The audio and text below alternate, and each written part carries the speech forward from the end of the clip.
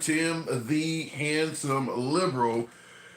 As always, we got a host of things to discuss tonight, and hopefully they do not disappoint. We're going to be talking about just American life in general under what I refer to as Trump country. Now, this will be somewhat of a weekend review because there's always room to continue discussing Trump because Trump always gives you new stuff to discuss. So that is what we're going to be doing tonight. Host of different topics coming out of the park. But now, it does appear as if Marco Rubio has went and met with the Ukrainian officials. I guess that would be Vladimir Zelensky, and successfully negotiated a peace deal. I believe that was either yesterday or early today that news came out. So it looks like the Trump administration has come up with a peace deal that now Russia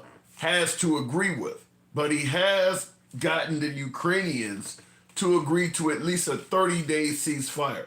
So we're going to give that, so far, a check to the Trump administration. That's a good thing, right? Ending war. 30 days right now. Russia hasn't fully agreed with it, so all of that is in there. But right now, that is at least on the cusp of being a win for the Trump administration. There are some things in here that may be good for Trump. That's what this is. This could be a somewhat of a reprieve in a lot of bad news has been coming out with the tariffs and things like that. So today could be a good news day. I do want to get your opinion on all of this. But Marco Rubio negotiating a peace deal with Russia, is that not necessarily a good thing? Is that not something we should view favorably? Now, somebody in the comments is saying Russia has turned it down. Has Russia officially turned down the peace deal? I have not heard that yet. I do work a day job, and I hear the news as it comes in. I haven't heard that Russia's officially turned the peace deal down. Someone is saying that. But also, in addition to the peace deal that the Trump administration, by way of Marco Rubio, was able to negotiate, and shout out to Marco, that's probably something Trump should have done from day one. Because of how boisterous Trump can be, I'm going to suggest it's probably a good idea when it comes to something that might go hostile or something that Trump is kind of on the fence with.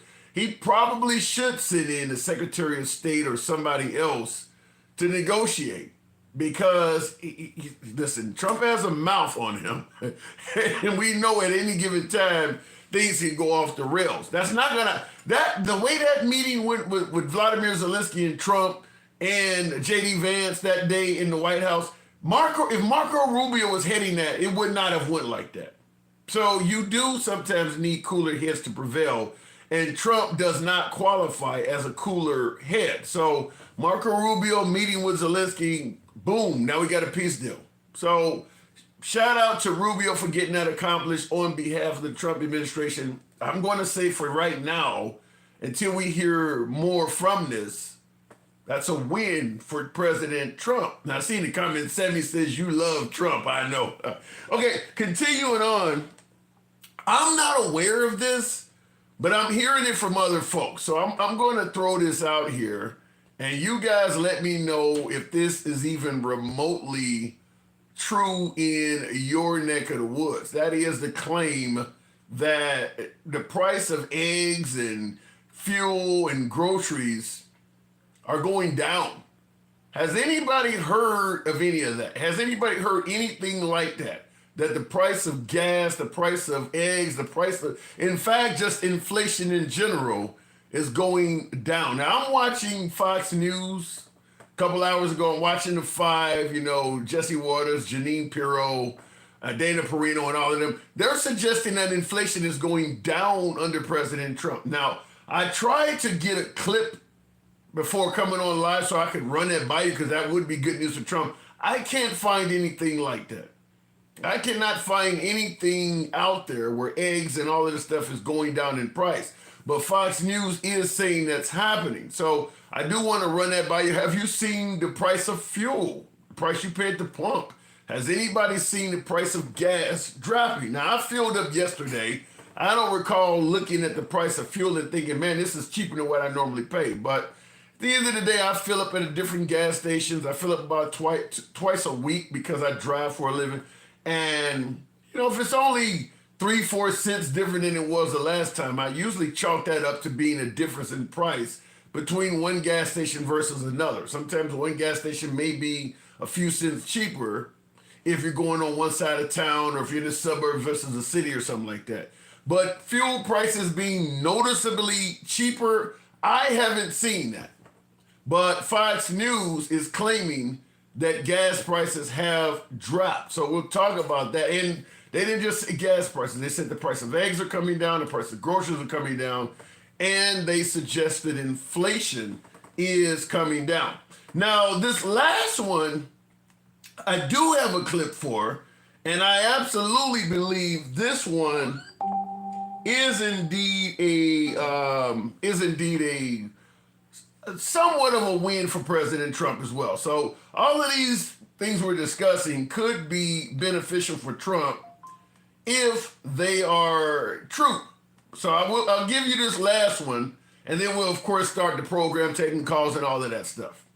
Fox, I'm Andrew Kraft. So we want to talk about some of these tariff threats being levied by the United States onto Canada and vice versa here. Well, news, though, from Jackie Heinrich, that Ontario Canada Premier Doug Ford is agreeing to suspend the 25% surcharge on electricity exports to Michigan, New York, and Minnesota here. I want to put this up from Josh Wingrove there at Bloomberg, saying Trump will not impose the 50% tariffs on Canadian steel and aluminum tomorrow, according to his trade advisor, Peter Navarro, telling CNBC that Navarro crediting Lutnick for negotiating a deal with Ford. So remember...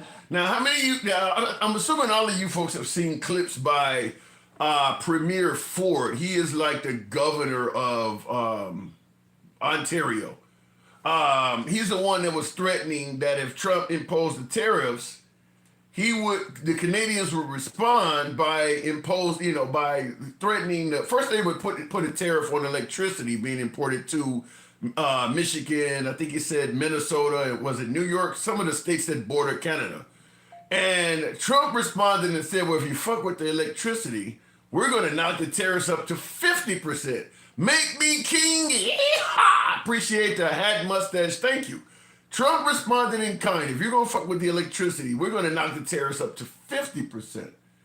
It appears, based on that news article, that Trump threatening to go up to 50% caused Canada to rescind their threat to go after electricity. Therefore, Trump did not go up to 50%. He left it at 25%. So that is somewhat of a win for Trump if you look at it in a way of he got the Canadians to back down. So he has a 25% tariff, but they're not messing with electricity. That's the way I'm hearing that. So I want to ask you folks, how are you currently feeling about the Trump economy? How are you feeling about the Trump presidency in general? Because there is a lot going on. There is indeed a lot going on. And for the most part, the right are promising that if you wait out the storm, we're going to really benefit from this. And, I know a lot of folks are questioning that. But here is one. Now, this is CNN, but this talks about how some of the Americans are feeling in regards to the Trump economy. Up early, David. Let's start with the overall approval rating in this moment. Where does it stand for President Trump? We have President Trump in our brand new poll at 45% approval. This is for his handling of his job overall, 54% disapproval. So upside down, obviously, underwater, Kate. But look at that 45% number over time for Donald Trump. In his entire first term, that was his high watermark that we had in CNN polling. It appeared in 8 years ago, March 2017, around this time, in his first time around, and towards the end of his presidency, at the beginning of COVID, we rally around the president moment in May of 2020. That's when he hit 45%. He left office with a 34% approval rating in 2021. So this 45% that he's at right now, that was his actual high watermark last time around. So, yeah, I mean, it's like underwater, but... So he has went down some, but he's still better. I guess it ain't as worse as his first term. Last but not least, just real quick, they've fired half of the Board of Education. Well, that'll certainly come up during our broadcast, but half of the Board of Education employees have been laid off as well. Laid off, fired, you give me, potato, getting laid off and getting fired is the same damn thing when you know the employer does not intend to bring you back. So how are you guys feeling in Trump country? That's what we're discussing. So looking in the comments right off the bat, Trade Alliance says gas is down here, no other price changes. So you are seeing the price of fuel dropping. Like I said, I have not seen it, but some folks, from what I've seen on Fox News, some folks are claiming they have seen the price of fuel coming down. Going to the box, we'll go straight to Jeremy. Good evening, Jeremy. Welcome to the program. Are you seeing any prices dropping where you're at, Jeremy? I've seen egg prices go up, but that's probably due to the bird flu. Well, hasn't it always been due to bird flu? But it's still happening, man. It's still happening. It's just supply chains and all that. But what I have been seeing is bread prices have actually been going down. I live in Wisconsin, so yeah. So that you said bread prices? Yeah, bread products. Okay, who the fuck mentions bread? Bread price. I mean, is it significant?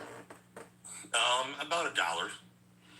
Okay, I wouldn't even, to be honest with you, I would not even know what the average price of bread even is. I mean, I just had but a hamburger. Go ahead, what'd you say? Yeah, but I'm poor, so I have to care. Shit, I ain't fucking rich. I don't think anybody watching this show right now is wealthy. We all struggling in our own way or another, but I wouldn't even know what the price of bread is. But you haven't seen a drop in fuel. You said the price of eggs have went up. How are you feeling personally about the Trump economy? As somebody who just admitted you're poor, you're struggling, how confident do you feel? Scale of 1 to 10, 10, I have full confidence in Trump. 1, we need somebody else. Where are you at in regards to confidence under the Trump economy? About an 8. 8. And what are you basing that on? So, I'm basing that on the long-term implications of what he's currently doing. So, here's the thing. In the short term, I have been hurt a little bit by some prices, but I've also been helped by other prices. So, the prices of bread I've been noticing in bread products, such as crackers. Hold on, hey, look, real quick. In regards to that question I asked him, I'll let you continue, Jeremy, but in regards to that question I just asked him, from a 0 to a 10, for you guys in the comments, I like to see the numbers. I want to see what your mindset is also. How confident do you feel in regards to the Trump economy? 10 being you feel very confident, 0 being we maybe need to try somebody else. I'd like to see your answers. Go ahead, Jeremy. Okay, so as I was -5. a lot of some 10s, a lot of 0s, some 8s. Okay, so here's the thing. The way I see it is this. I've seen some prices on some things go up and some things go down. So, and I've noticed that the things that are domestically made have gone down. Well, the things that are made foreign and are also have gone up a little bit. And the one thing I think people need to understand is that we do rely on Canada to a certain degree when it comes to our agriculture for a certain mineral that's used in like a lot of fertilizer. However, for the majority of our food, we don't really rely on Mexico or Canada for our agriculture. Now, here's the thing. I see what Trump is doing as good in the long term. I mean, in the short term, there might be a little bit of hurt, but you gotta understand, places like Canada have this is why he always says things like, yes, it's called potash. Thank you, Roa. You're talking about the fertilizer. Yeah, you're talking about the fertilizer ash.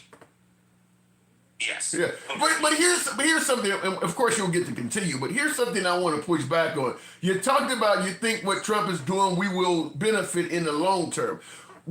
Here's what I take odds with. Someone like yourself who admitted you may be struggling financially. Can you handle the time can you deal with the low downturn where things may become expensive, where the tariffs can you handle 6 weeks, 6 months, a year of high prices and high inflation? Can you deal with that until things get better? Yes, because it's not going to be as bad as people are predicting. How do you know? It's not going to happen as long as it is. How do you know? Think it is. What's up? How do you know it's not going to be as bad and it's not going to be as long? Okay, so here's why. So a lot of the reason why things get expensive in the first place in the United States is because we don't do as much domestic as we used to. So for instance, we don't have as much manufacturing as we used to in the past. Okay. Well, we used to be the manufacturing capital of the world. England was the first manufacturing capital of the world, and then we took it over because we just have more land space, more resources. And if you look at things like things that the common person, Jeremy wants the white supremacy, shut up. I saw that. I saw that. It's like saying all liberals are communists. It's just the common thing that everyone says is when they don't know what they're talking about. Anyway, also I'm not even white. Anyway, so a lot of the things that we don't depend on other country is for, or at least that we shouldn't, and depend on them as much for, or is a lot of our agriculture. We have one of the biggest places on earth when it comes to our ability to produce agriculture. Look at like again, I'm from the great state of Wisconsin. Like we have tons of agriculture up here, and we're a northern state where things are much colder. We can't farm all year round. But the thing is, we subsidize other countries like Canada by buying a lot of their agriculture. Okay. And these tariffs, what they're meant to do is they're supposed to dissuade people from buying foreign. And in the short term, yes. Wait. Here's a slight pushback I have on it, because that is what Trump is suggesting, and many people are applauding him for attempting to bring jobs back to America. But this makes me ask this question here, because certainly when it comes to places like China and Mexico, you hear Trump talking about bringing jobs back to America. However, he's not pro-union. He's not pro minimum wage or salary increases. How can you bring jobs back to Americans and expect Americans to replace people who are willing to work for $2 an hour? If you're not for minimum wage increase or any of that, do you think Americans, once those jobs come back, are going to work at that same labor rate that countries were giving them employees to work at overseas? Yes, and here's why. So, here's why. Wait, sorry. Say the last part of your question again. What I'm saying is, if you bring jobs back from China so that Americans can work those jobs, Americans are not going to want to work for Chinese wages. No, they're not, but we're going to be able to pay them better. How do you know that?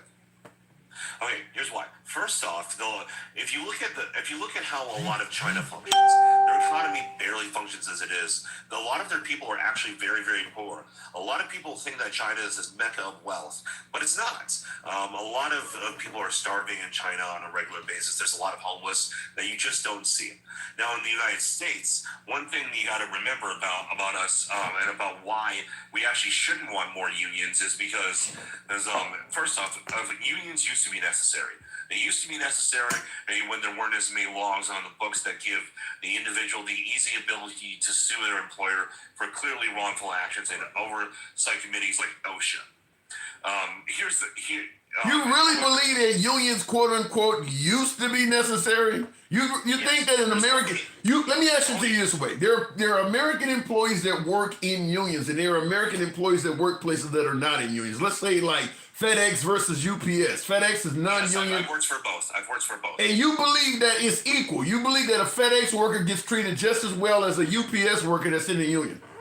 I've worked for both, and I prefer FedEx.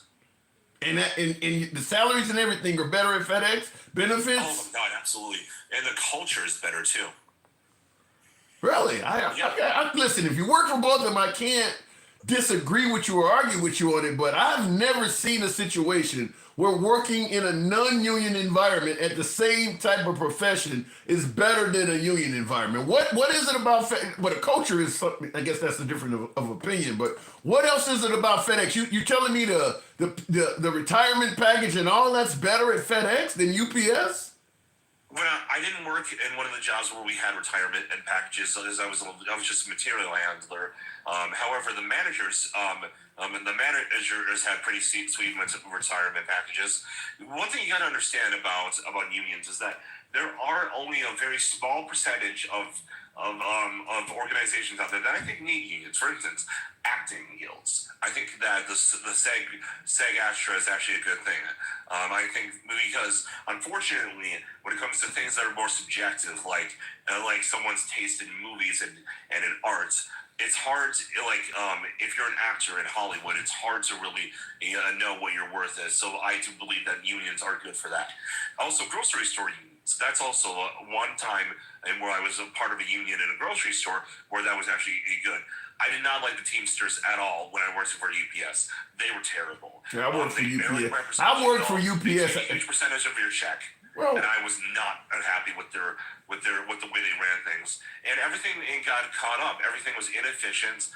I prefer FedEx 110%, and they were not rude to me. They treated everyone I knew very, very well. They were very much about go, do, move. But they were always extremely friendly. They were reasonable, and they paid you. I got paid better at FedEx. Well, I mean, listen, I can't speak on your own personal involvement, but me personally, I've never seen it, and I've worked for UPS. I never worked for FedEx, but I've worked for UPS. I got family that work for Southwest Airlines, which is union versus some of the other airlines. In every situation I've seen working in a union, in terms of job security, in terms of salary and raises, like we know across the country, minimum wage has remained stagnant in a host of states. That's never going to happen if you work at a union job where your wages stay the same year after year. That never happens in union environments. Like you mentioned working in a grocery store. In states where the minimum wage has not moved, the grocery store clerks in all of those positions, their salaries are not necessarily moving either. But if you're talking about a grocery store that has a union, it's moving. It's moving. They're not going to let that happen. So I'm surprised that you would go ahead. By moving, do you mean like moving with inflation, or do you mean every year you just get a raise? It could be a combination of both, depending on the contract. But what I'm saying is this: you're not going to have a union job where the wages have been the same for 5-6 years in a row like that. Whereas we know places like Walmart and things like that, for several years, you could get hired at an entry-level position and the pay was damn near the same for a period of several years. That don't happen in union environments. Yeah, I understand that. Here's the thing. When I was working at FedEx, every year my pay went up by $1. Every year. Every single year. That was not a problem whatsoever. And they paid me, at the time, I believe the minimum wage is still $7.25 in Wisconsin. They paid me $10 right out the gates. So 2 years in, I was getting $12.50. You got paid $10 to start, and in 2 years you were at $12.50. And you telling me UPS I'm pretty sure UPS, because unions usually have a max out and it moves quick. Chances are if you worked for UPS for 2 years, you would have seen more than the $2.50 raise. Maybe you, I don't know. You said you did different things for the different companies, but $2.50 over 2 years in a union job is pretty low. But in a free market non-union environment, that sounds more likely of what you would be dealing with. Here's the thing: don't forget about union dues, because it's not free. Yeah, but it's listen. If you're gonna give me $4, $5, $6 an hour more than a non-union job, you can have $20 out of my paycheck, or you can listen. I'm still making significantly more than a non-union job. You can have those dues. Yeah, I understand how you feel about all this, but first off, I still feel like I was always treated better and always paid better with the non-union jobs. Now, here's the thing: you got to understand also about how much you get paid. It's not just about the dollar amounts. The dollar amount does matter, but it's also the purchasing power. And what people don't understand, and this is why I don't like unions that much, is because when you get paid a lot more, especially if unions drive up how much wages too much, all of a sudden you get to a point where the employer can't employ as many people. There are more people out of work, and it might sound, and it starts small. But it does really happen. People will get fired or they get laid off or they just don't get hired as much in the first place. But as much as you want to ignore this, people need jobs, people need money moving around, and people need the economy in moving. I can't believe you're on here and you opened up by admitting that you're struggling somewhat financially. You're worried about whether your employer can afford to keep hiring people. I bet your employer's making a whole. Go ahead. No. Okay. That's because I don't think about just myself. I think about the whole apparatus of the economy. I don't think I think in third and fourth and fifth order consequences. You see, everything is connected. Everything in an economy is connected to each other. You can't just think about the first thing that happens. You have to think about the second thing that happens, the third, the fourth, the fifth, the chain reaction. Okay? That sounds very noble for somebody like yourself who may be closer to the bottom, because I guarantee the people at the top are not that focused on your ass like you are, protected and making sure they can hire. They don't give a damn about letting you go. I'll give you the last word. I do got to move on. Go ahead. So here's what I would encourage people to do. Read a book called iPencil. It's a book that shows all the different ways that all the different businesses that go into just creating a pencil. And then when you read that, you start to understand and that you're a part of a larger apparatus. Okay? And when it comes to an economy, you can't just think about your own pay. Your own pay matters, and you shouldn't want to be screwed over. And there will be people who will try to screw you over from time to time. But for the most part, you got to think about the entire system, because the entire system is what feeds you. Ever heard the phrase "Don't bite the hand that feeds you"? Yeah. Yeah. Like, don't take shit from the hand that feeds you, but don't make it go bankrupt. All right. Appreciate you coming through, man. Thank you. Thank you so much. Yeah.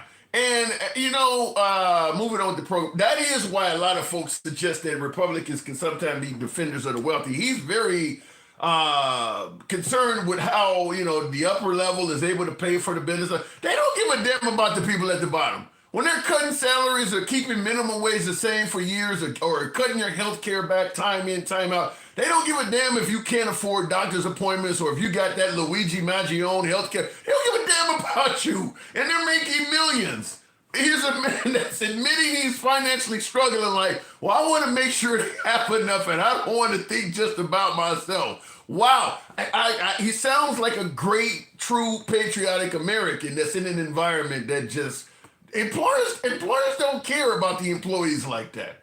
So I'll give him credit because he is certainly above and beyond what the average person is. The employers, look, if I can make extra money by getting rid of the branch in San Antonio, I don't care who works hard there. I don't care who has a kid in college. I don't care who's struggling. You said I can make an extra $1 million and the company can work fine. If we get rid of those folks in San Antonio, lay them off. That's how businesses think. They're not thinking about you. They're not thinking about you like that. But he makes it sound like, I want to make sure they have enough money at the top. Motherfuckers making millions of dollars. Wow. Looking in the comments, Make Me King. Appreciate the support. Thank you very much. Jeremy, we need more Americans like you. That's my last caller. Going back to the box. I'm going to be pro-union myself because I've worked for unions. I'll tell you something before I go on to the next caller. If you want to find everyday, average, working class Americans without a large amount of education. I'm not talking about these expensive college degrees or graduate degrees. Just a typical working American, maybe with a high school degree, maybe with an associate's or a trades degree that's making good money. They work for a union. That's where the people who make the most money with the least amount of education are located, working for unions.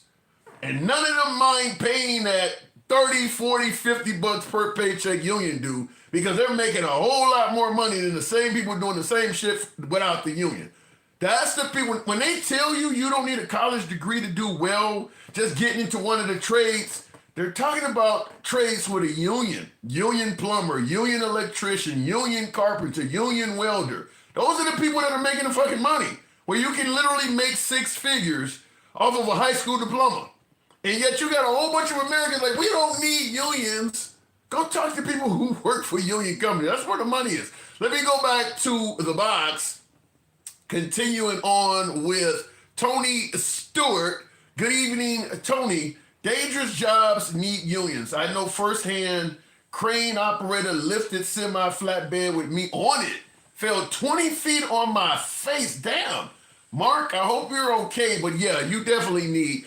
Listen, what happened when Luigi Maggione was trying to point out, that's the free market. The same thing. Remember the town Palestine, Ohio, where they only got 2 people on a train with hazmat, spills out. Union environments try to push against that kind of stuff. Tony, good evening. Good evening to you. It's Troy, by the way. Troy, my fault. My poor eyesight. So we're talking about Trump's America. How confident are you so far? He's talking about the tariffs there will be plenty of light at the end of the tunnel. A little bit of darkness, but at the end of the tunnel, it'll be as bright as the sun for all of us Americans. How confident are you? I tell you, I'm not confident, and Jeremy, God bless him, but I think he's a little bit delusional. If he thinks this economy that Trump is somehow running it the way it was intended. Joe Biden left an economy. Might not be the best economy in history, but it was a good economy. As it currently stands right now, we have trade wars that's going on between us and Canada and Mexico, China. Prices are going up on everything. If you look at the stock market, it's been down quite significantly. Yeah. 401ks are going in the toilet. It doesn't seem like there's any rebound at this moment. And a lot of Americans out here who didn't vote for Trump and suffered on the first time he was in office. I'm one of them. I saw my earning potential go down in so many ways. I wasn't earning enough. I'm not part of a union, but I know unions are a good thing. Right. They bargain for us. They fight every day. These employers who somehow like to, take money from the pot but don't want to put anything back in for the employees who help to make them rich. And that's an issue going forward. As you can see, Donald Trump is not really thinking about the little guy who's out here struggling day to day, 9 to 5, getting up, going to 2-3 jobs. He's out here trying to sell Tesla to $1 billion. I saw that commercial. That is, I guess with the Supreme Court giving him immunity, I doubt if there's anything to worry about in terms of the conflict of interest. But you got the president on TV selling fucking cars. And by the way, Tesla stock that had went down like 40% or more went up 3 percentage points once he did that. I got some of my MAGA viewers telling me after they seen Trump do that, they're going to get it. They're going to go out and buy a Tesla, not because they favor electric vehicles, but they want to show some love to Trump and Elon. So the commercial did work to a degree. I mean, even if it's up by 3%, that's millions of dollars from Trump doing that. But that was a commercial.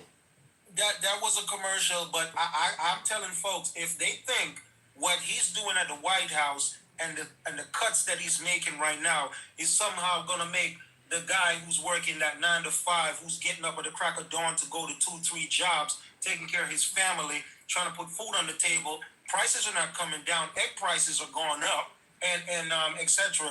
It's not doing anything. It's just a show. He's a showman. He likes to show people, in broad daylight, hey, look what I'm doing for you. But behind the scenes, he's not doing anything to benefit the average American.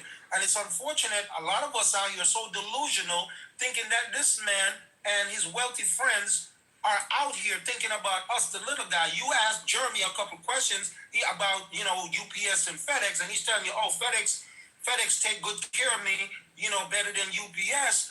I know people who work for UPS, and they got a union behind them who bargained for them, making sure that they got a retirement package, making sure they got better salary, making sure that they got good working conditions, things like that, which if you don't have a union, you're not going to go to FedEx and go, I need all of these things.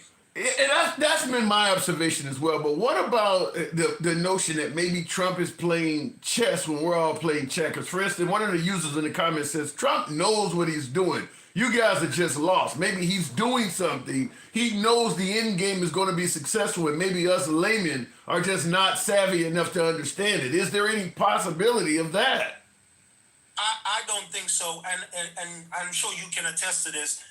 Which president in your lifetime have you seen try to sell so many things to Americans who voted for him or didn't vote for him. He's trying to sell Bibles, cars, coins, glasses, you name it, the list goes on. Have you ever seen a president, an American president in history, trying to hustle the American people in ways that this gentleman is trying to do? I respect the United States presidency. What I don't respect is a man that got elected to the highest office in the land, and you're trying to hustle the American people in real time financially when they're struggling themselves, trying to put food on the table, trying to take care of family, trying to look out for their community. And at the same time, the people who they're working for doesn't seem to want to give back. They just keep want to take and take and take. How much money do you really need at the end of the day to be comfortable? Well, I'll open up by admitting I've never seen any president in office that is actively merchandising while in office. And to reiterate that point, that was one of the main reasons why a hell of a lot of people believed that Trump would be a trustworthy president, is because he came in office already a billionaire. Make me king, appreciate the cranes, thank you very much. A lot of folks said, look, the guy got plenty of money already. He's not taking a salary. You can depend on him because he does, unlike other politicians, he's not on the take because he's got plenty of his own money. And then they said that about Elon Musk as well, because he's number one. He got more money than anybody else on the damn planet.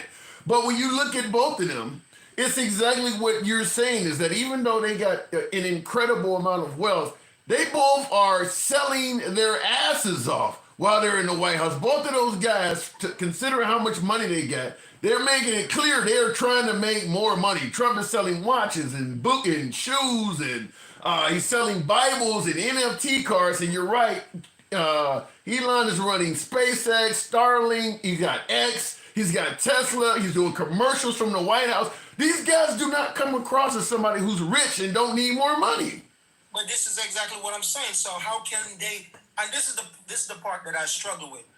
A guy such as Jeremy, who's out here struggling just like us, how can you identify with a billionaire who does not look at you, much less see you anywhere? This guy can lose $2 billion today and don't even wipe his brow, but you have that money. You lose that money, you probably gonna take your life. But in defense of Jeremy, I did ask him that when he said that Trump's tariffs may turn out to be good, but there's gonna be some short-term suffering, and then at the end he'll be doing what's right for America. I asked him that as somebody who is admitting you're struggling, can you handle 6 weeks, 6 months, a year, whatever it is, of struggling until things get better? He said he could. That is crazy. That is crazy thought. You can, if this thing extend based on the way he's doing the economy right now, there's no American out here that can honestly, if you're gonna be honest with yourself, say you can hold on for 6 months, a year, 2 years.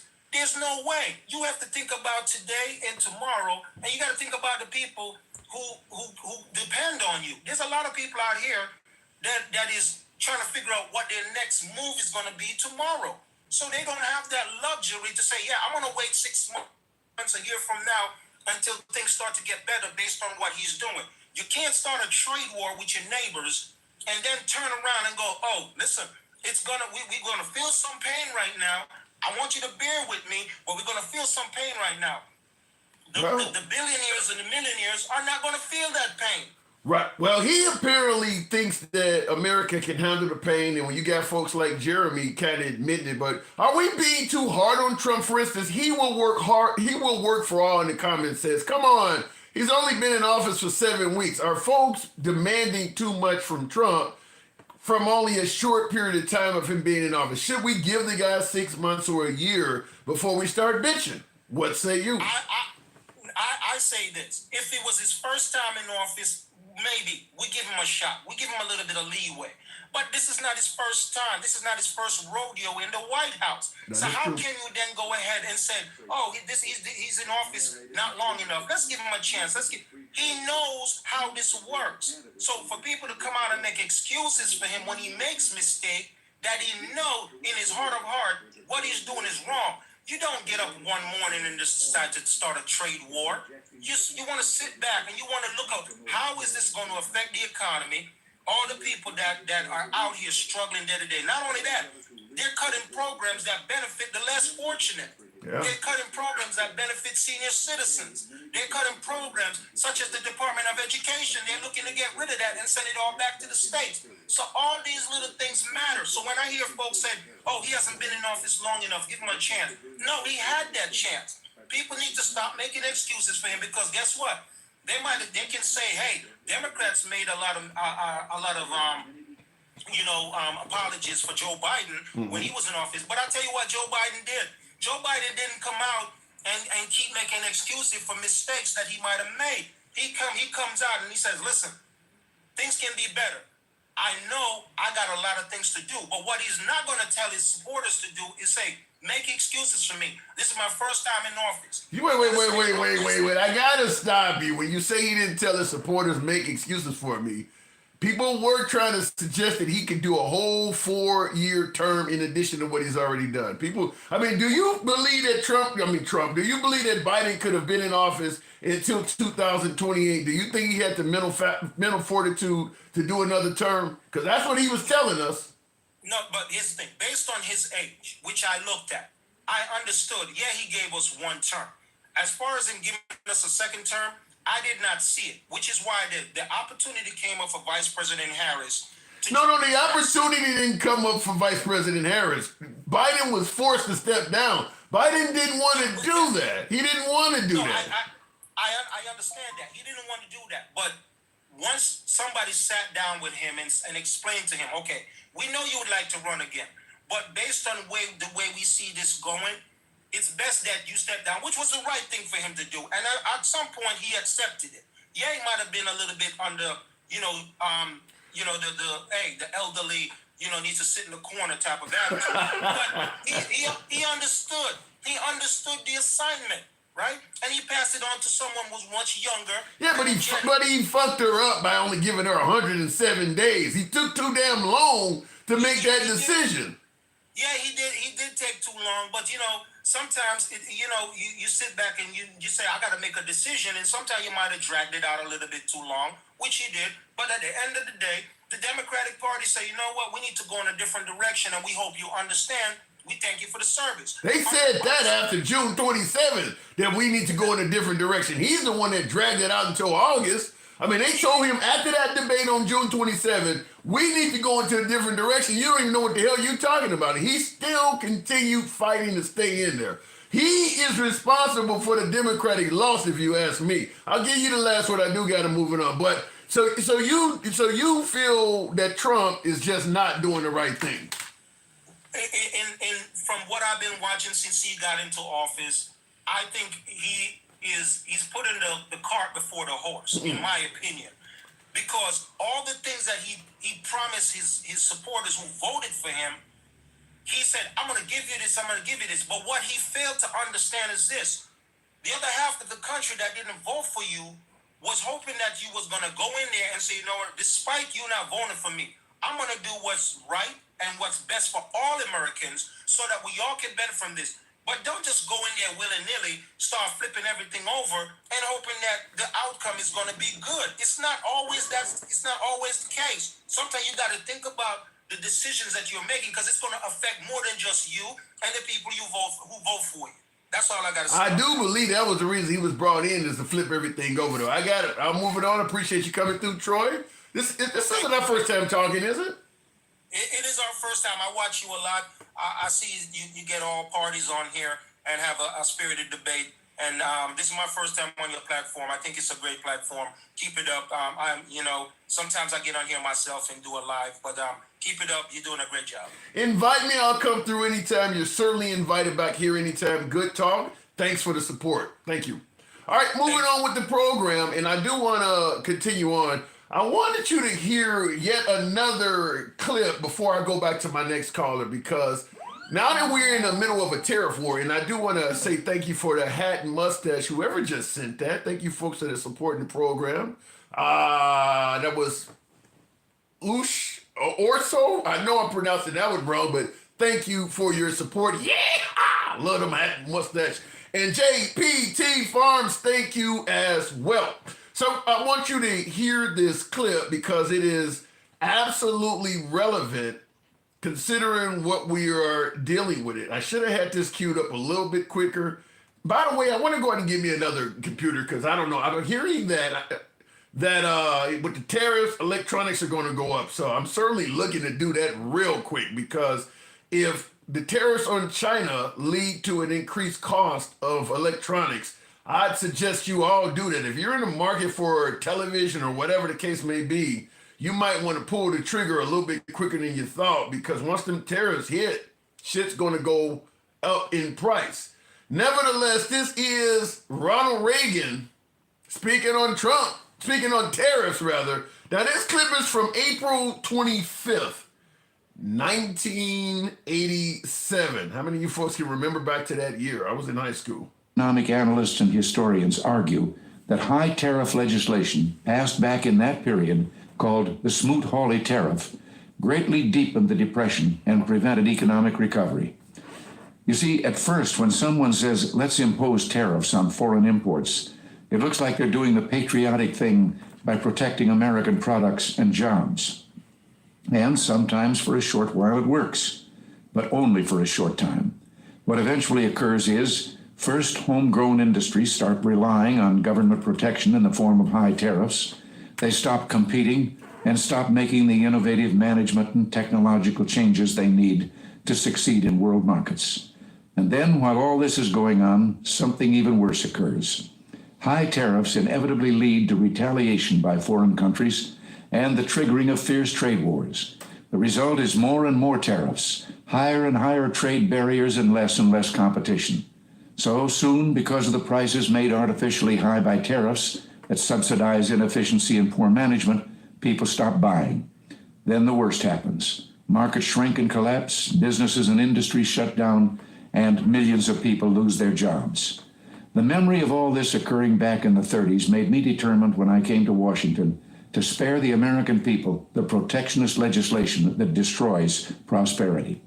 That's Ronald Reagan, long before AI, because I knew a lot of folks, this is AI and things like that. I wouldn't found the entire clip because I didn't want to play just a little few seconds of it. Nobody trusts any damn thing they get their hands on, but this is Ronald Reagan's radio address on free and fair trade dated April 25th, 1987. You can find that on YouTube pretty easily. 1987, what is that? Almost 40 years ago? Wow. So what do you think? Do you think that maybe Trump knows a little bit more than Reagan on the economy? I mean, Trump was a businessman, Reagan was an actor. Maybe Trump knows a little bit more. What do you think? Do you think Reagan got that wrong? Now remember, Reagan used to be like the godfather of the modern Republican Party. They put Reagan certainly above all of the Bushes, Romneys, McCain's. He was the man. Trump came along and apparently Ronald Reagan is taking a back seat. But what do you think about that? Anyway, looking in the comments, and I see somebody says he was no billionaire. Yeah, but he also didn't inherit $500 million from his dad either. People need to, listen, you can give Trump credit for being a successful businessman, but let's not forget he started out with a huge nest egg. He made more money on the money he started out with. But he's not Drake. He didn't start from the bottom, now he's here. He started from the penthouse, now he's on the fucking roof. I think you're giving him a little bit more credit when you say he's a billionaire. Going back to the box, we'll continue on with Z-Pack. Good evening, Z-Pack. Welcome to the program. What am I getting wrong, Z? Hey, what's up?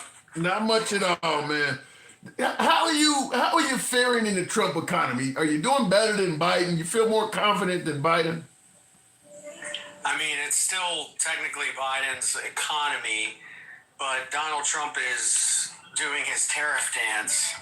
Yeah, I was going to say that. Normally, it takes a while to get away from the previous president's economy, but the minute he started imposing tariffs, Biden ain't got nothing to do with that. This is Trump's economy. Them tariffs are going to affect the economy in ways that Biden has nothing to do with. He is actually sabotaging the economy by the tariffs. And the thing about it is, you were asking earlier about, is he a smart person? Is he a Does he know more? You know, there's an episode of Seinfeld where Jerry Seinfeld's dating a girl who doesn't laugh. And he says, how can I be a comedian and I'm dating a girl that doesn't laugh?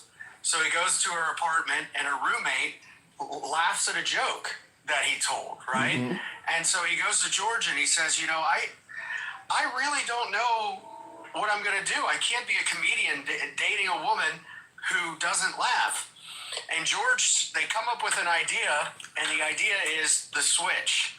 So the switch was where Jerry suggests to his girlfriend that he and the roommate have a menage a trois. And at the suggestion of that, the girlfriend would be like, "That's gross. Get away from me. I can't believe you do that." But the roommate would be flattered, right? Because she'd be like, "Well, this guy likes me too." So the idea was that, that would allow him to date her. So he does it, and the girlfriend that doesn't laugh says, "That's wild," and is into it. And then he comes back to George and tells George, and George goes, "Aren't you so happy that you have access to me and my dementia?" Well, this is what Donald Trump is doing. Sometimes when you're insane, like Donald Trump is, when it comes to tariffs, and you just go on social media and say wild shit and the market reacts in real time. That's the first time I ever seen somebody land a plane with no gear. I didn't know where you were going with that. I'm like, land the plane. I didn't know where you were going with that. All right, I get what you said. Go ahead. Yeah, so basically he sometimes a really stupid thing can maybe allow somebody to back off of a tariff, but it still doesn't mean that Donald Trump has no idea what he's doing. I mean, let's be honest. The guy is he pronounced Tesla incorrectly yesterday. He called them Tesla, okay, Tesla, and Elon today. His stocks went even further down. So this is not exactly the best way of doing things. Now, when it comes to Marco Rubio, and you talked about Marco Rubio earlier, in 2016, Marco Rubio said something very interesting, and if you don't mind, I'm going to play it for you. Sure. Because I think people need to hear it. Yesterday in an interview with the New York Times. How so? Well, I'm not about a dictator. I said a third world strongman. He's running for president, so no matter what, he won't be a dictator unless our republic completely crumbles, which I don't anticipate it will. But yeah, here's what happens in many countries around the world.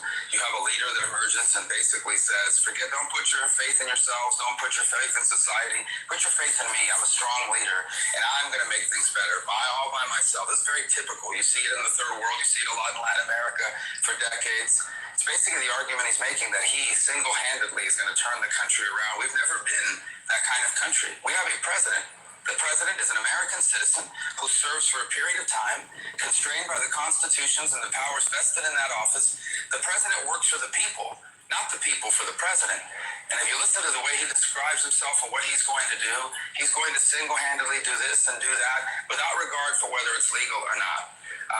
Look, I think people are going to have to make up their mind. I can tell you this, no matter what happens in this election, for years to come, there are many people on the right, in the media, and voters at large that are going to be having to explain and justify how they fell into this trap of supporting Donald Trump. Because this is not going to end one way. Including him. He's going to have to explain that shit too. Including him. And I see in the comments, somebody responded to what you said on YouTube. Me too, somebody says, Rubio is a smart guy, just had no spine. That I agree with that sentiment 100% because Rubio's not the only one that has said that. I think J.D. Vance said something like that too. So you are. So basically, what happens is it's like House of Cards, right? Frank in House of Cards sells himself basically in all aspects of life to get to the top. And so when you have power and you have the ability to do that, that's what these folks do. And the worst part about it is, Reagan in your chat was being called a rhino, and Marco Rubio was called a rhino. I didn't see, look, I got 4 screens with text going, somebody really called Reagan a rhino? Yes, they did. They said that he was a rhino, And Oh my God. the problem is, if you don't agree with what Donald Trump does, Yeah. you're a rhino. Yep. And that's exactly what Marco Rubio was alluding to in, that 2016 interview. And, these are not different times. I saw somebody in your chat say, well, these are different times. They're not different times. Same thing. Well, it doesn't matter what time you're in. Tariffs work the same way, no matter what area. If you impose tariffs, it leads to a trade war. A trade war has its consequences. Doesn't matter what area you're in. I mean, that's going to have an effect. Yes, but I would just say that when I said in the beginning of this call that the economy right now is Joe Biden's economy, right? When I said that, I meant that because when Donald Trump took over in 2017, it was Obama's economy, right? Mm-hmm. So it's about 18 months that certain policies, you go to 18 and 19, right? If you look at 18 and 19, those were years that Donald Trump was solely his economy. And his economy was starting to kind of go downward at the end of 2019. Was even it? before COVID. I didn't see that. I thought Trump's economy before COVID was pretty good. It was not so because of the trade war, because he started the trade war. Remember, he did the trade war with soybean farmers, and then he had to bail out the farmers. So here's the thing: we can look at the policies that a president puts into place, and we can look at executive orders that the president does. Those do shift a lot of things, but I'm just being consistent with what I'm saying, because I've long said that, it takes a while for an economy to switch over to a new president, right? I'm not going to change tune just because it's not the president that I want. However, Donald Trump is putting gasoline on whatever kind of good economy that he had, doing this, if you're gonna paint a picture that's that bleak of Trump, I have to ask the obvious question: why are there so many folks that are like, you need to be patient? He's only been in 5, 6, 7 weeks. The guy knows what the hell he's doing. You liberals just have Trump derangement syndrome. Why are there so many people that see it just the opposite of you and believe that at the end of the day, Trump will do what's best for America? What are they seeing or not seeing that you are? So he won't do what's good for America, and that's my main point. I've been trying to say I don't think he's going to do well for America. So hold on, all I was saying was that when a president takes over, the first year or so, you'll see the change. Like when Donald Trump passed his tax law in 2017, that was the change, that was the shift in the economy. Obama's economy, and then Trump tax cuts. And then that's when we started to see the economy start to kind of, it blossomed a little bit, right? But then when he did the trade war stuff, it started to decline. And so all I'm saying is that he is throwing gasoline on an economy that he was handed that was a good economy. He was handed a good economy. Is there any chance at all that Trump could come out of this smelling like a rose, that the tariffs may actually benefit this country, the economy could get better, inflation could go down? Is there any chance this comes out good for Trump? No, because I don't see it because I don't think he's capable of restraint. So when it comes to his threats on Truth Social, where he says, I'm gonna do a 50% tariff, right? I'm gonna do a 50%. The markets are reacting in real time. The economy is reacting in real time. The world is reacting in real time. So every time you play this game where you say you're gonna do something and then you don't do it, it's kind of like, why don't you just man up and do it? But how do you respond to the fact that when he did threaten to go up to 50% in regards to the tariffs, it made the Canadians, that guy, what is his name, the premier of Ontario, Ford, the guy that was talking about big shit that he was going to shut the lights off and shit. Once Trump threatened to go up to 50%, he made that guy back down. Well, that's what I said. That's why I used that analogy in the beginning of the call with the Seinfeld show. Because what I said was sometimes when you have somebody who has dementia, like Donald Trump, who I believe does, Dementia. right? We have access to his dementia. Like George Costanza told Jerry Seinfeld, don't you just get down on your knees and thank the world that you have access to me and my dementia, right? So this particular move, sometimes, when you yell crazy shit and do crazy shit, sometimes it might work, but in the long term, it's not going to work. And I guess that's my larger point. He is incapable of like, he has such a grudge against the European Union, Canada, Mexico, all this. He has no restraint. So he's just going to continue. Nothing's going to be perfect for him. And then they're going to continue to mock him. They're going to continue to do the tariffs back at him, right? And the whole notion is because we have the upper hand, as he told Zelensky, you don't have the cards. He's assuming we can play the waiting game because you need us more than we need you. And at the end of the day, we're going to win the tariff war. I do got to move it on, but that is what he is betting, is that we have more ammunition than they do. So you can. I think James Bond once said it best. You had your 8, now let me have my 80. That we have more rounds to fire at them, and that's what he's betting. I got to move it on, Z-Pack. Go ahead. And I saw Takesha in the comments. She sounded like she was mad. Look, we're friends. Takesha and I are good friends. I don't mean anything if I've upset you in any way by what I was saying. Please don't take it that way. That's just my own personal viewpoint on things. But yeah, so very good. Thank you, Handsome, for letting me up, and we're doing so well. Look at this. This guy's a tremendous person. He's my African American. I love this guy. Wow. Z-Pack, appreciate it. Always a pleasure. Here's what King Dingaling, I think that says, or King Ding1 or something says, saying that Trump has dementia is like saying Joe Biden was sharp as a knife. I don't know if it's that. I get your point. I'm not totally disagreeing with you. I'm not totally agreeing with you either. You're saying that saying Trump has dementia is like saying Biden was sharp as a knife, indicating that there was no way in hell anybody would believe that Biden was sharp as a knife, and there's no way that anybody would believe that Trump has dementia.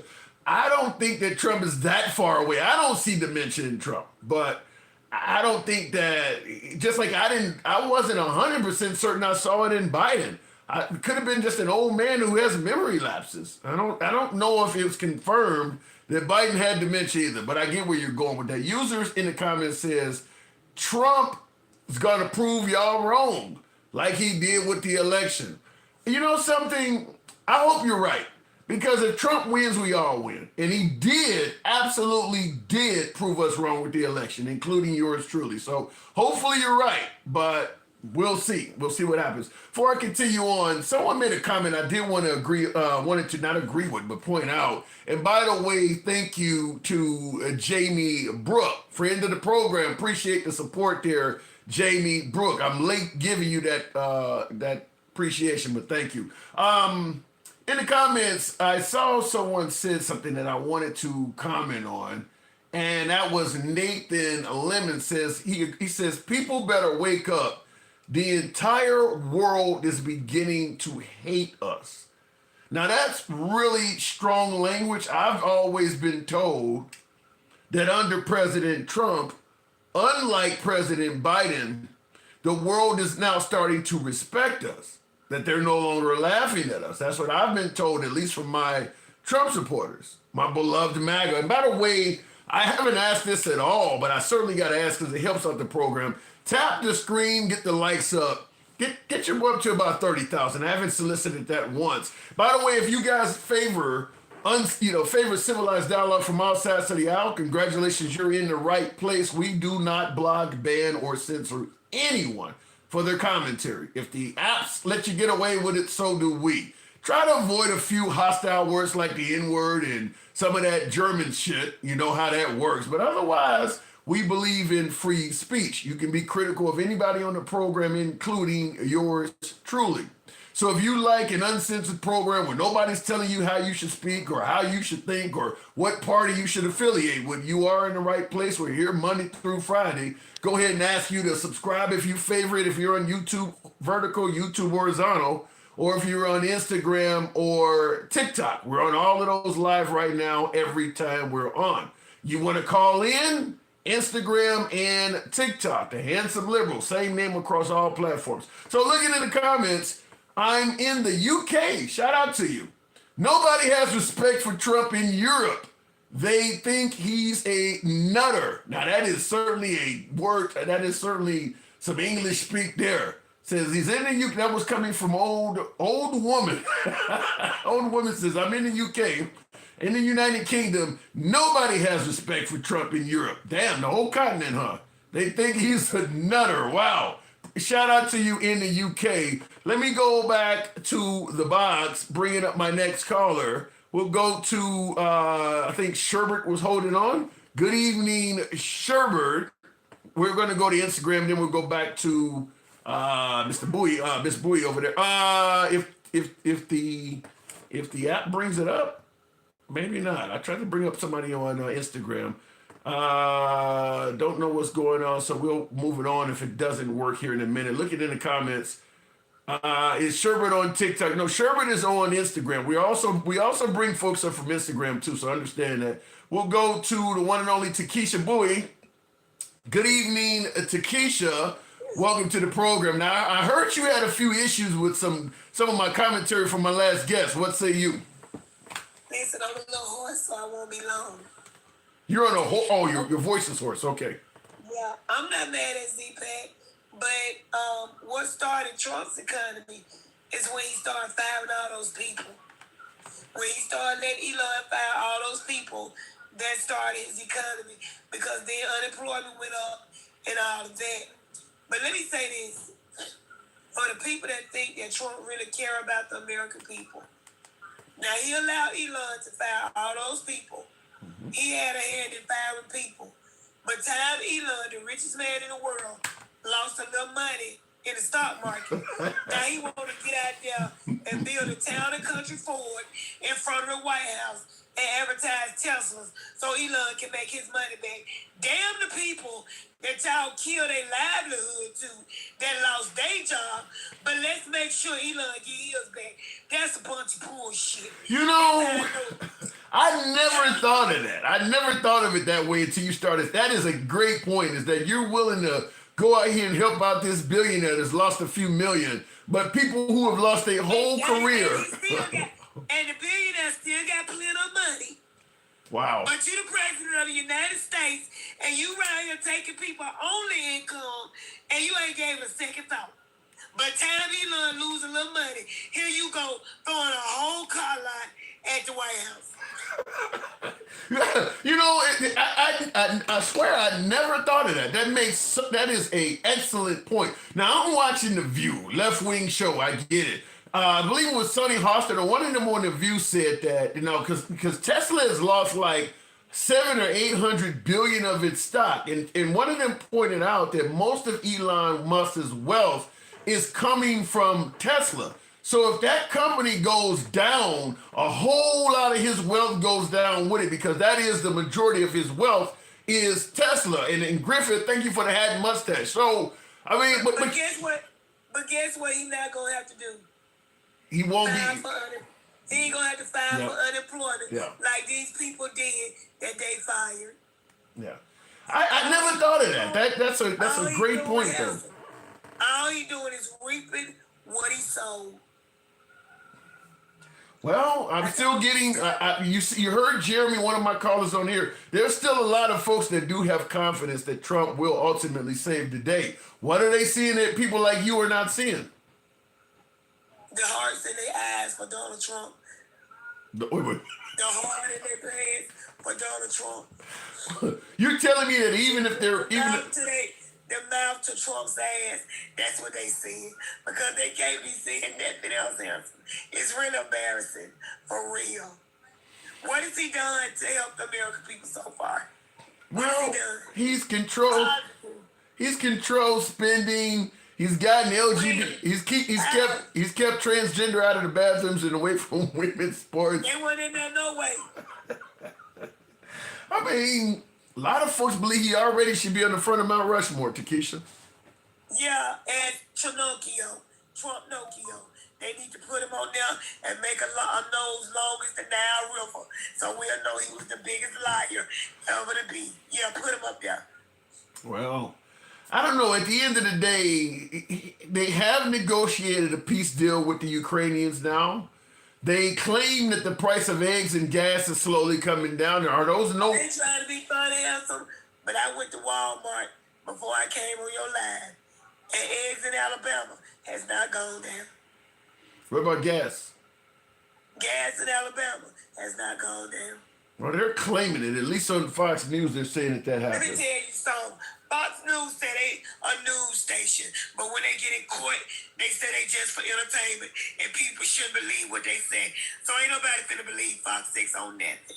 They did say that in regards to the election, that they're just an entertainment station. They did say I that. went to the store before I got on here, and no, the hamburger meat that I used to buy for $9 is $11.98. All that, so stop it. No, nothing's going down. Wow. What about the notion that they got the Canadians to back off on the threat of cutting off electricity? Is that not a win? That was Ontario. Did you see what Canada did? No. They did some retaliatory tariffs today. Yeah, but they threatened to shut off electricity, and Trump got them to back down on that. Yeah, Floyd. First of all, we don't know why them folks back down. Why are you giving Trump credit? Were you in the room with him?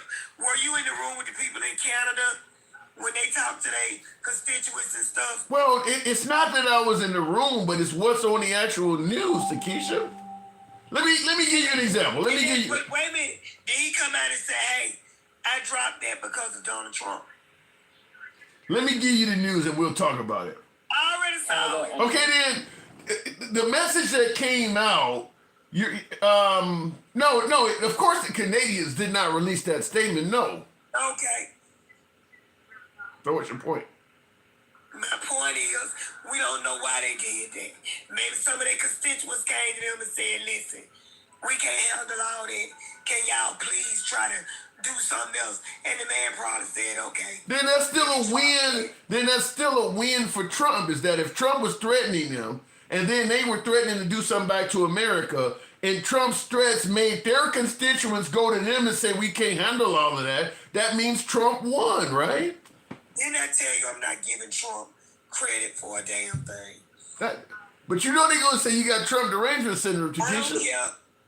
That, first of all, let me say this. The tariff wars is ridiculous. To be in a tariff war with our allies, that's number one. Number two, how is that helping the American people? It's helping the American people by undoing unfair trade agreements. If they're charging us 25% on... He made it.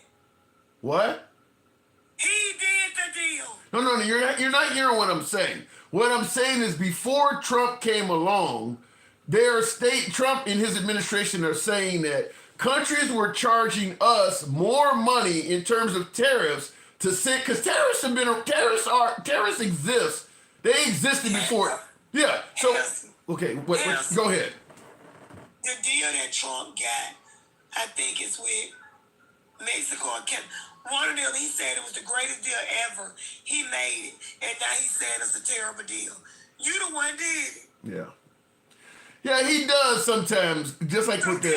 Yeah, just like with the. That's why I can't deal with him, because he lies so much. He don't know what he did. He do stuff. He can't keep up with what he did on his own because his mind is back here on selling rat poison, and he out here selling dishwashing liquid. Rat poison? What? He'll be selling that next. Democrat poison is what he gonna call it. Buy my Democrat poison for the Democrats. You don't know what he gonna sell next. He'll be out here selling meow mix for cats. He'll sell anything just to make some money. Well, but you got to give him credit for being a. You don't like when I said it. I get it. You don't want to give Trump credit for. Would you give him credit if he cured cancer? No. What about the little boy that had brain cancer that they made a CIA What agent? about it? You don't give him credit. You sound like What about it? you sound like you just have hatred in your heart for I'm Trump. asking a question. What about the little boy? Didn't Trump cut the funding for cancer research? So how is he helping him? He helped the little boy by bringing him out to D.C., giving the little boy an honorary badge. Whoop-de-doo. He brought him in there so he could get some hand claps. Why he done cut the funding out for the research for the very brain cancer. He got to stand up in there getting claps for him. Stop it. So you're saying that if you were one of them Democrats sitting in that room, you would have remained seating too? I'd have set my ass right there. Oh my God! You guys are. Listen. This is what's hurting the Democratic Party. Get a little kid some applause. Don't take out your hatred for Trump on the kid. Your parents didn't teach you that everybody ain't gonna applaud for you. Yeah, I get it, but Okay, then. People don't have to applaud for you. I don't. I agree with that, Takesha, but you're taking out your hatred for the president on this little boy. That boy has been about 6 or 7. Look, he done been inducted into 6 or 7 things. If he ain't got enough claps by now, he'll never get enough. So you just sit there while this little kid is getting applauded, and you just sitting there. I was not impressed. The man got half of his skull shaved off. You're not showing any love to somebody who was told they would be deceased years ago, and he's 13 now. He's still alive. Well, he ought to be thankful that the Lord spared his life. I ain't got to clap for him. He's still living. Imagine all the children that are gone on. He ought to just be grateful that the Lord spared him and gone on home and quit letting folks use him as a political prop. And you got folks like Thomas Lanham on YouTube saying Democrats are soulless. You don't have a soul. We're not soulless. We just ain't fake. And Republicans are modern day Pharisees who fake like they know the Bible. They fake like they know God. They want to throw the 10 Commandments up in the school. They ain't following down one on, baby. So please don't talk about the Democrats. One thing we ain't finna do is fake it so we can make it, like the Republicans do. All right, but they are in charge, Takesha. The country has. And that's why it's effed up. And I don't mind them. I want them to be in charge. Because when it go down like the Titanic, and Jack get to sinking in the bottom of the ocean, and Rose said, "Come back, Jack. Come back." Guess what? The Democrats ain't going to have anything to do with it. They can't blame us for nothing.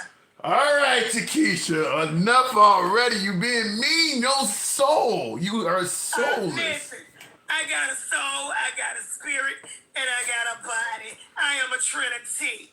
All right, baby. I just ain't fake. All right, baby. Appreciate you coming through, Takesha. Always enlightening.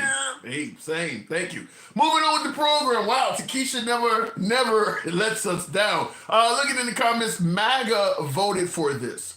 They get all 100% of what they voted for. Well, they're going to say that the Democrats, just like in the first term, Trump could have done a lot for America if it wasn't for Democratic resistance. Certainly after the midterms, if Trump loses in the midterms, you can blame the Democrats for a lot of stuff because the Democrats are not going to let him do anything. So we'll see. We'll see. Looking in the comments, let's assume he used the kid. Does that prevent libtards from standing for the child? No, it doesn't. Dirty Money, love the name. No, it doesn't prevent libtards. Doesn't prevent liberals from standing for the kid. By the way, tap the screen and get the likes up. Certainly on YouTube. Help your boy out. Smash that like button on YouTube horizontal and vertical. Tap the screen, get the likes up to about 40,000 on TikTok, if you will. I said the day after that speech that if the Democrats had stood for the kid, they would have been complaining about the Democrats doing something else because Al Green talked over the president, and that he ended up getting facing censure from Congress. So that would have been a big story. They would have just ignored the kid and went on to the next biggest thing. But I get the little argument that Democrats didn't stand up for the kid, but as I pointed out the next day, I don't think the Republicans have the high ground on any of this stuff because, you know, you got Al Green chastising the president and saying stuff, and they're not standing up for kids, but Marjorie Taylor Greene showing Hunter Biden's penis on the floor didn't seem to get any type of criticism from the Republicans. So you got a point today. You got a point right now that they should have applauded the kid. Al Green should not have interrupted the president. But if you were not vocal when Marjorie Taylor Greene did that, or the guy that stood up during Obama's term and said, you lie, and interrupted him, which was incredibly disrespectful. If you were okay with those things, but you had a problem with what was done the other day, you don't really hold a moral high ground. You're just biased. You're okay with disrespecting the president. You just are only okay when it's happening to your opposition. Marjorie Taylor Greene kind of removes any moral high ground. As long as you keep her on your team, you don't have a lot of moral high ground. Because her and Bobart, Lorena, they've done all kinds of crazy shit themselves. If you're okay with what they're doing, you don't really get to speak out with what just happened the other day. At least not with any sense of credibility. That's just my humble opinion. Looking in the comments, though, Canadians would lose a war against Ohio by itself. I don't know about that. I mean, in fact, I don't believe that. You're going to tell me the Canadians, the whole country could not take on Ohio? If Ohio had no access to the U.S. military, just its citizens and the Ohio National Guard, you believe that could take out all of Canada? I don't buy that. Does Ohio even have a navy? I don't believe that. I don't think the Canadians are that fucking weak. I don't buy that. That's a bit. I mean, you know, that's a bit too arrogant to think that we're that damn strong. I don't believe that. Left, Ohio cannot beat Canada. What a joke, says Chris. Yeah, I don't believe that either. I mean, Toronto's a big city. I don't know what the population. Alexa's dead. Alexa, what is the population of Toronto, Canada? In 2020, the population of Toronto was 3.01 million people. So that's 3 million right there. That's just that one. We're not going into Vancouver, anything in Winnipeg or Quebec. There's no way. I don't believe that. I don't buy that Ohio would be able to do that.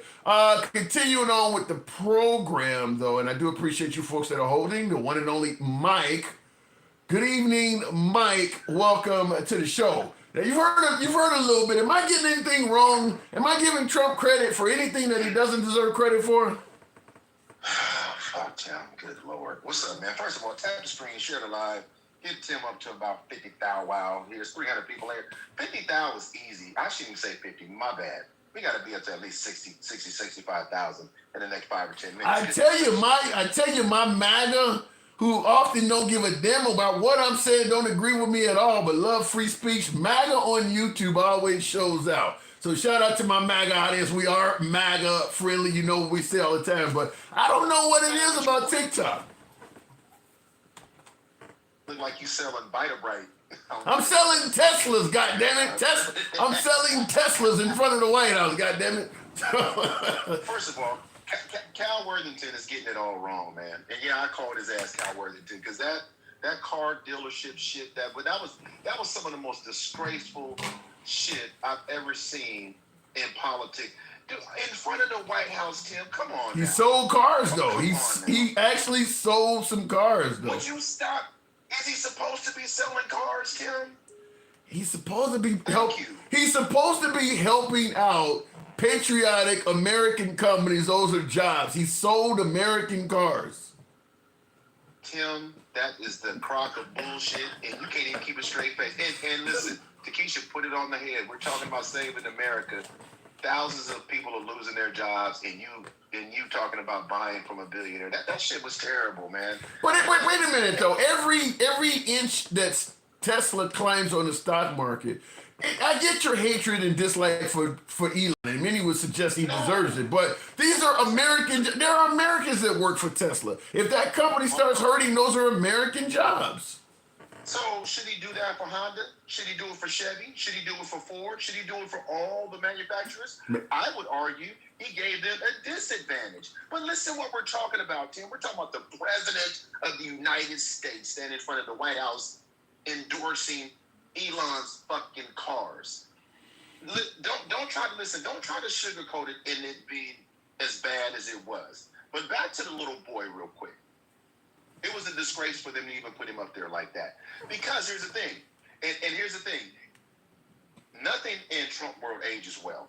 Because there have been little girl. There was a little girl deported from here that just had brain surgery. She was coming back because she went to Mexico with her parents. Was coming back into the country to meet with her doctors again, and they all got deported. Damn. So it's not about the kids. Listen, here's the thing. The reason they don't stand, I thought it was a show, because every EO is destroying anything that could help that young man, that little boy, everything. So we're talking about Teslas, but are we talking about the 50% of the people that were disbarred from the Board of Education? No, but a lot of folks favor shrinking the size of government. Are we talking about the 50% of the people that lost their jobs? Is he caping for them, but he's caping for a billionaire? Come on, Tim. You gotta call balls and strikes. I'm trying, and you don't brought out. I'm trying, but you today you ain't accusing me of fluffing. Now you got Will G saying that Trump ain't shit and telling me to stop my fluffing. This ain't fluffing, is it? Yeah, I should have trademarked fluffing before I gave everybody the damn definition, because I ain't making no money on that shit. I had never heard of it before. Listen, what I'm saying to you is we have to stop making excuses. I know MAGA's not going to. I know they're not. Because the funny thing is, every time you talk to him, even Jeremy earlier, well, I think we're going to be okay. You know, short term. He didn't run on short. He didn't run on long term. He didn't run on short term pain and long term success. He never said that shit. That is true. Everybody that came on your show was saying day one. That is true. He's in there. America's back. He said America's back. He didn't say America's in process. He said America's back. Yeah. Now he can't make a commitment at all, and they think he's winning this tariff thing. He's not winning. He's not winning this shit. Is he losing? I think we are. Based on what?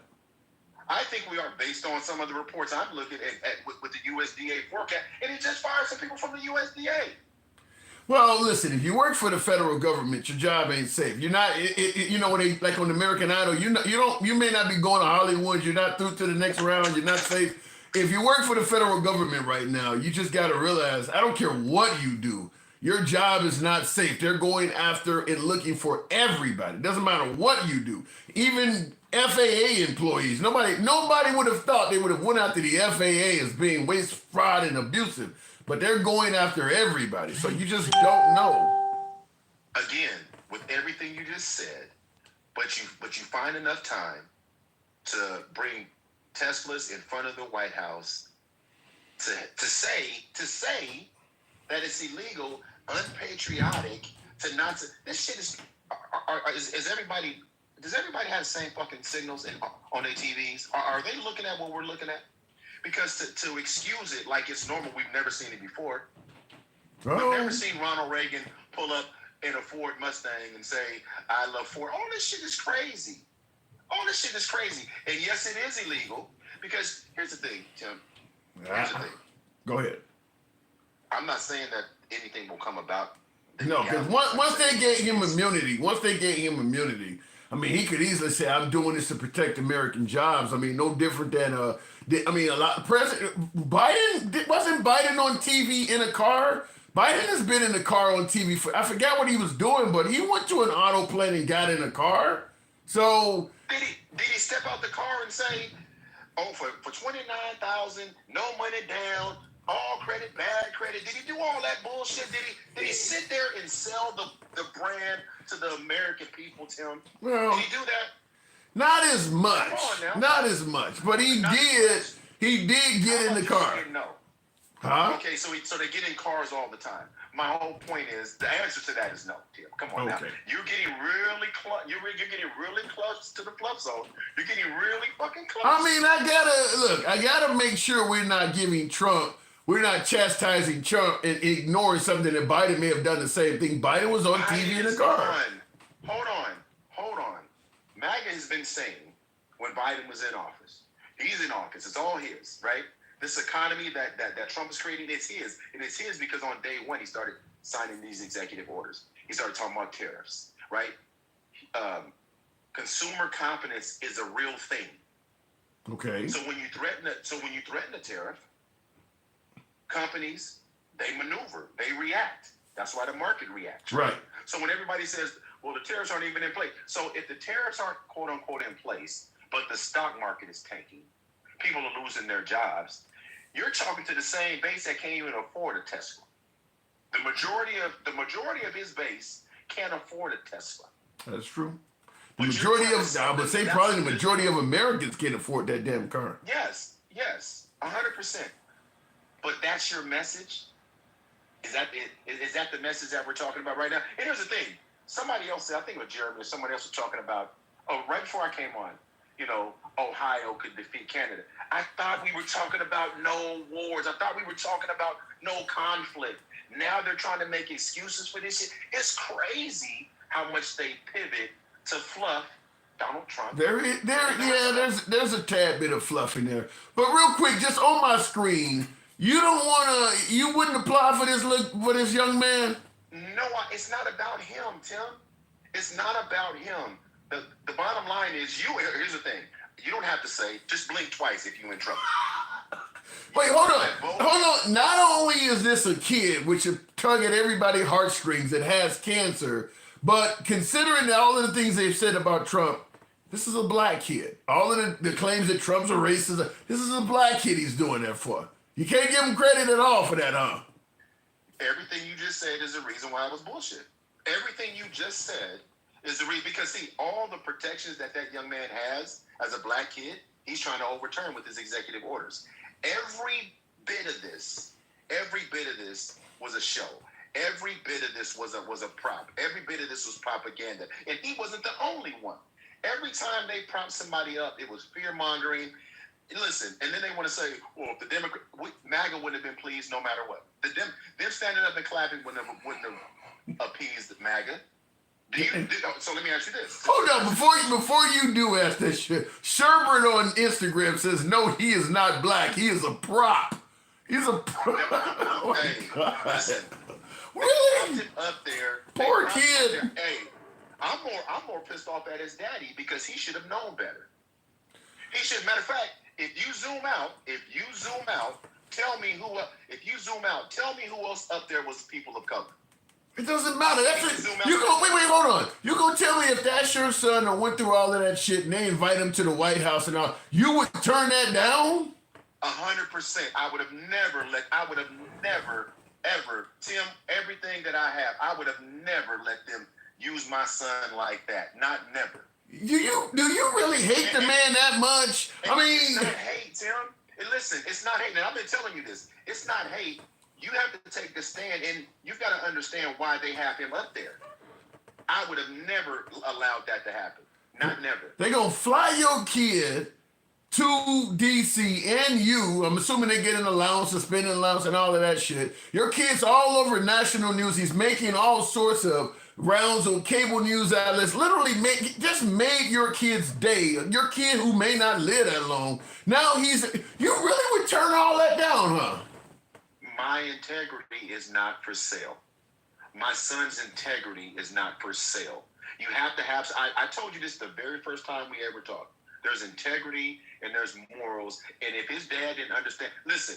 Hold on. I just want to make sure that I'm really seeing this wrong. By way of yes or no in the comments, if Trump had made this offer to your child going through this deadly disease, would you have taken it? Yes or no in the comments. I want to make sure I'm on the wrong side of this. Yes or no in the comments. Go ahead, Mike. Damn, I'm really messed up on this one. Let me give it to myself. Oh my God. Really?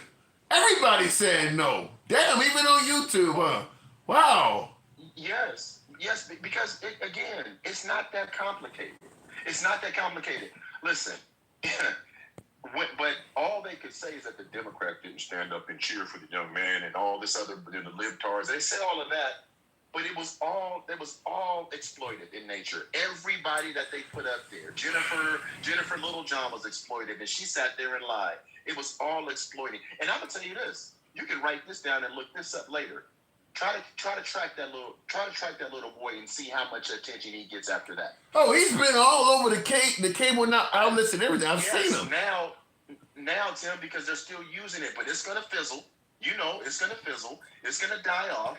Just like it. Well, yeah, but hold on. Even if what you're saying is right, if it fizzles and dies off, now if he was to need a GoFundMe or something, if he was to go to a liberal network and say that they put me on as a prop and they dump, he actually has a lot of power. He could call MSNBC if his kid needs treatment and say, look, the Trump administration has dumped me, they used me for a prop, and MSNBC would put him right on. I mean, there are benefits of going to that Trump gathering. Which is why I would take it. If let's say you and the whole audience who seems to agree with you are right that Trump used this kid as a prop and they wouldn't take it. Here's what I would do as opposed to turning down this invite, this something that's gonna be memorable for the rest of my life. I would tell my kid ahead of time what we're doing. Yes, they're going to use you as a prop, but these are the benefits that we could get out of this down the line or whatever. I would just explain it to him, but there's no way I'm turning that down. Well, you know what, Tim? You wouldn't turn it down. I would never let my son be exploited by some white Christian nationalists that don't really give a shit about him or me for anything. You know why? Because at the end of the day, and it's so funny, I'm not even Gen X talking about hateful liberals. This is the problem. This is why when you go there, I always put the brakes on because they're listening to you. They think that there's some valor in what you just said. It's not. They exploited him. They exploit the whole transgender situation to continue because now they hate the transgender. That's hate. That's hatred. Okay. But here's the thing: they didn't put him up there because he was a cancer survivor.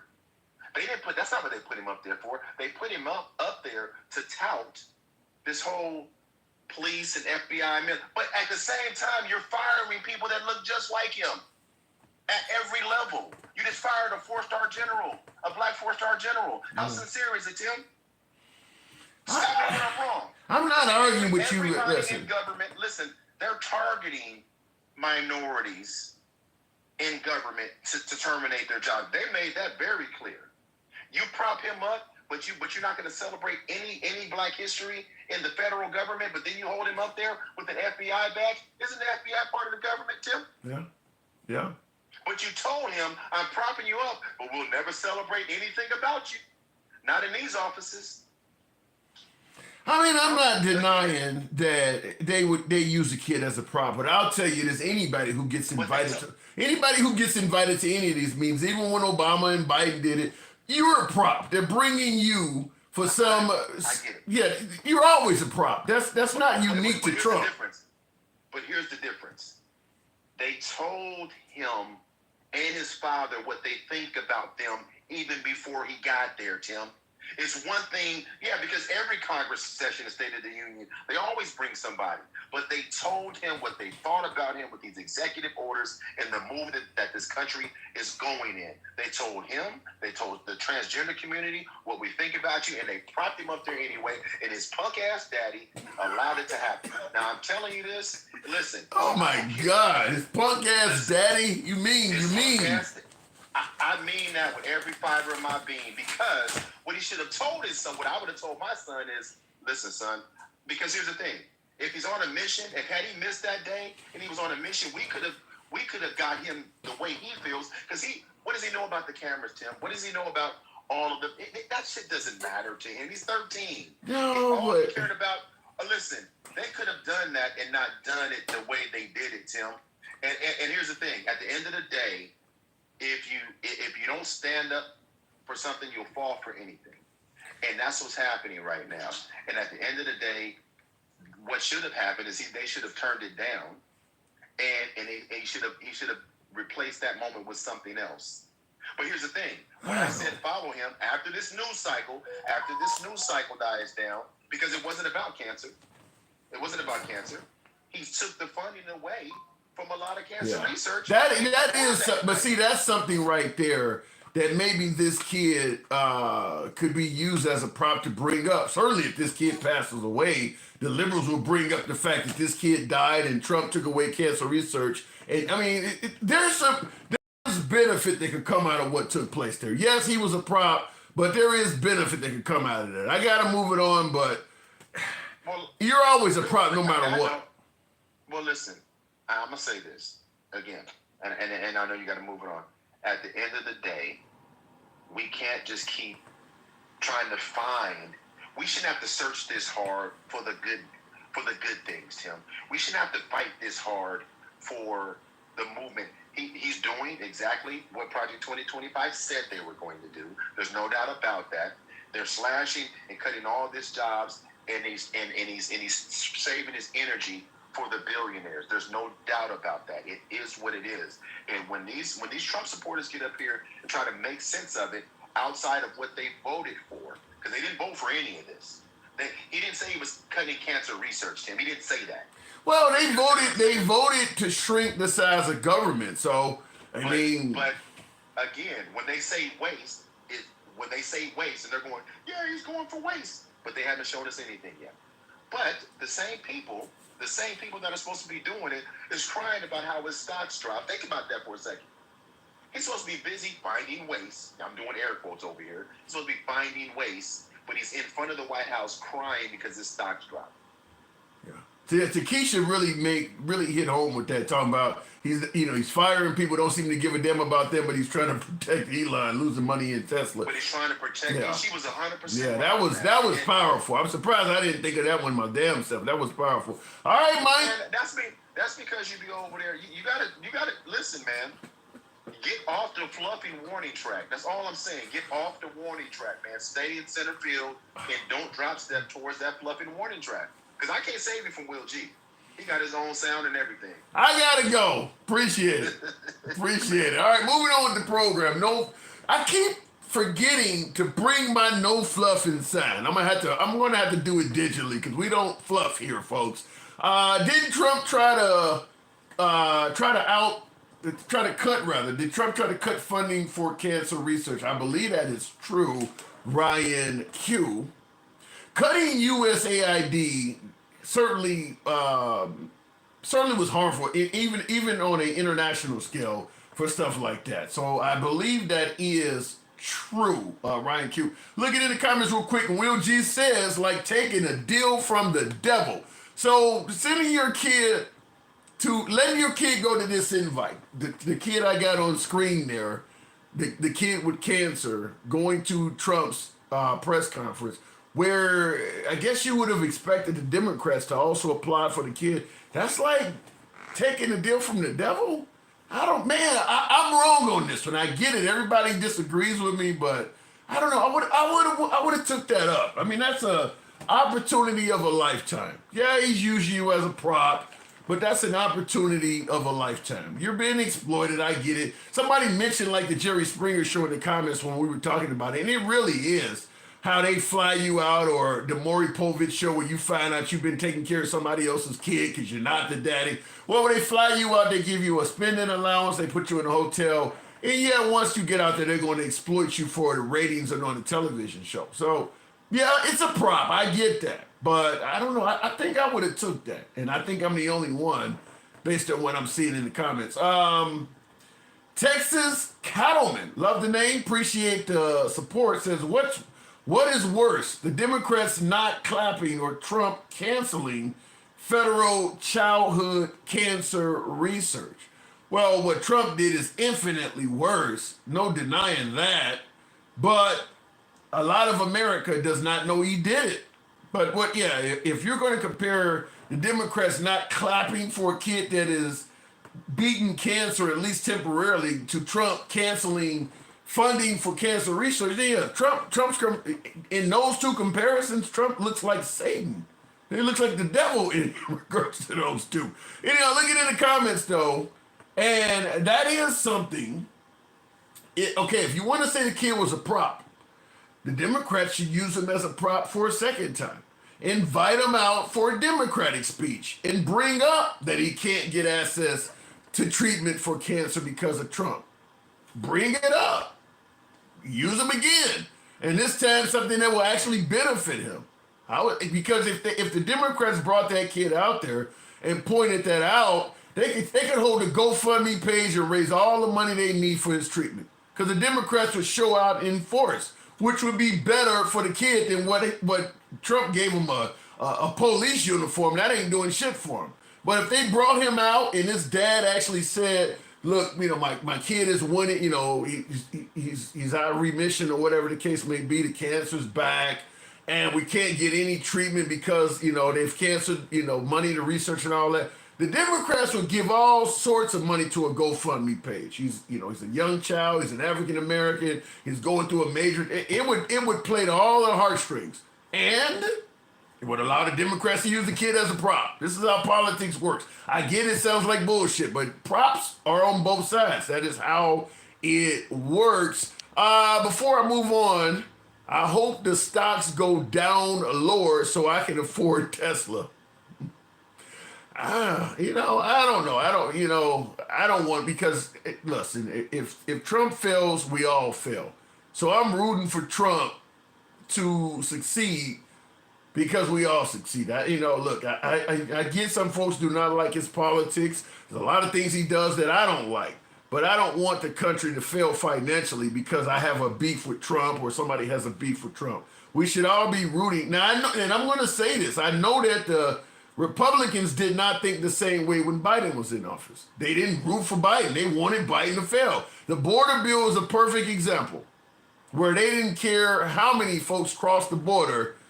They just wanted Trump in office. So, but I don't believe in playing that back or going for revenge on that. I tried to bring up Sherbert. Sherbert, I don't know what's going on with you on Instagram, but I'll go with Chris. And before Cal went to prison, didn't he? I don't know what that says there, sports lady.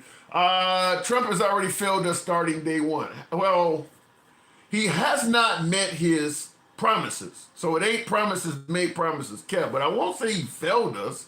He certainly is working on some type of a ceasefire deal between Ukraine and Russia. Now, he promised he could do it before he ever got in the Oval Office. He did fail on that delivery, but he is still working on trying to get a ceasefire deal. So we may have to give him some time, a little bit more than he promised us. Looking in the comments, some Democrats will hate Trump no matter what, says Darlene Newberry. True, absolutely true. That's how politics works. Some Republicans will hate the Democrats no matter what. President Trump stated flat out that Obama did not do one good thing for America at all in all 8 years. That's blind hatred. Every time Trump speaks, and nowadays he's criticizing Biden. That's hatred as well. Who do we get here? Chris? What's up, man? Hey, what's up? Good evening. Okay, starting with the kid, would you have sent your kid out there? Do what? Would you have sent your child to Washington? Chris, you got bad audio problems. I may have to drop you, man. Apparently you're not able to hear me. Okay, I'm about to move. Yeah, apparently, go ahead and drop and put in another request. Apparently, you can't hear me because I see you turning toward the phone, so something must be wrong there, Chris. But continuing on with the program, because apparently my last guest is having some audio issues, we'll go to Gangsta Grandma. Good evening, Gangsta. Welcome to the program. Assuming the box brings her up. I don't know what I'm having going on here. Let me try this again. There you go. Gangsta, good evening. Boy, you fluffing big time, aren't you? What did I do now? You always on Trump, man. Oh, we're gonna want him to fail. Yes, we do want him to fail. You want the president of the United States, your president, to be a failure. He's not my president. He's not my president. Then who is your president currently? I didn't vote for him. Who is your? I didn't vote for that man. Okay, that's fine. But who is your current president? Casper the Friendly Ghost. Now, come on, Grandma Gangster. That sounds like blind hatred. I don't want to go. He hates us. What are you talking about, Willis? He hates us. Wait a minute. Give me. You gotta let. What's making you say that Trump hates us? His own citizens. Oh my God, are you serious? Yes, ma'am. Don't get that fluff going. Don't get that fluff going. You said. You know he hates us. Based on You know what? What? He hates us. Based on what? Okay, trans. He don't like trans. He don't like black people. He don't like us. He's taking everything out of schools. He's trying to defund the school system because God forbid you get taught slavery for real. Now, I'm going to agree with you that Trump has no love for the transgender community, but you're saying he hates black folks. What is that based on? Are you fucking serious? Yeah, I'm fucking serious. Oh, Lord have mercy, my God. I need to know. You like undercover MAGA for real, for real. Oh my God. I'm a libtard if you ask MAGA. No, you're really not, no, you're not, Boogie. Because if you was, you would know he don't like us folks. He's taking everything. Okay, banning books. Banning books. Banning? It can't have no LGBTQ in it. They can't talk about slavery. God forbid. Oh my God. The white kids might have a chair. Banning book. Hold on, hang on, gangster. Hold on, I'll let you continue. But in the comments, Poet, Soul Fighter, oldest trick in the book, has in the comments says, so why don't you bring me on? Are you scared? This woman just called me the biggest fluff. You know what that means? That means holding up somebody's dick. I don't even know you. Why would I be? Go ahead, gangster. Go ahead. What you say? I said he don't like us. He don't like us black and brown folks. What you talking about? How do you explain? The Mexicans. If he, God forbid, they come over, they're rapists, and you know what? Then how do you, if you're saying that he doesn't like black and brown folks, how do you explain people like Tim Scott and Herschel Walker and all of them? Them are black people. Raccoon? I guess I walked into that one. They want to be white so bad. They want to be closest to white so bad, thinking that they're going to get accepted. You think Tim Scott wants to be white? Shit, he damn near dark as I am. Yeah, girl. He wants to be white so bad. I don't know. I mean...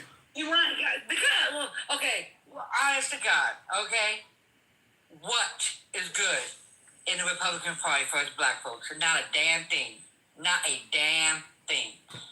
He just wants to be white so bad, thinking that, they're going to look out for him. But they not. Well, the black MAGAs, they make me sick. Well, they want to be white so bad. My guess is the Republican Party is looking out for Tim Scott. My guess is they probably are looking out for him. Well, for what? I mean, he's probably... He's not even there. Have you seen, Biden's cabinet was America. Every nationality. You go to DEI side of the Republican Party. Where's the color at? Where's the color at? All of it's DEI. Like they over here blaming us for DEI. If you really want to think about it, what they is, this is what DEI is. All the cabinet is DEI. All the cabinet is. And go figure, right? What's making you say that? Are you trying to say that Trump's entire cabinet is unqualified? DEI. They say it's unqualified?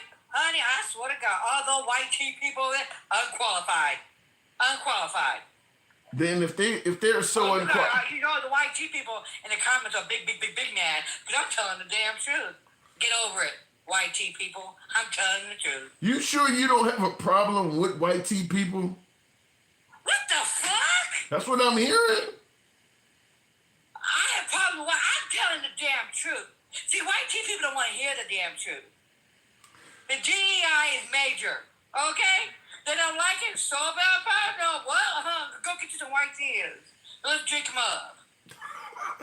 I don't know. Not white tea. I mean, some would argue that we kind of got past a lot of this stuff. I mean, you sound very. When do we get past? When do we get past? They elected the Triple K in office. Okay?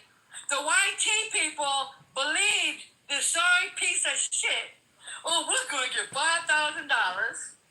He's gonna lower the egg prices. Then a white tea woman on the TikTok, I had to count my cheese to give to my kids. Well, I guess you're still counting. Because the cheese went up. We have Uncle Tom's, like you said, whatever that dude is, that's a Republican, he's an Uncle Tom. I saw you want to get whiteness. Yeah, I'm telling the truth.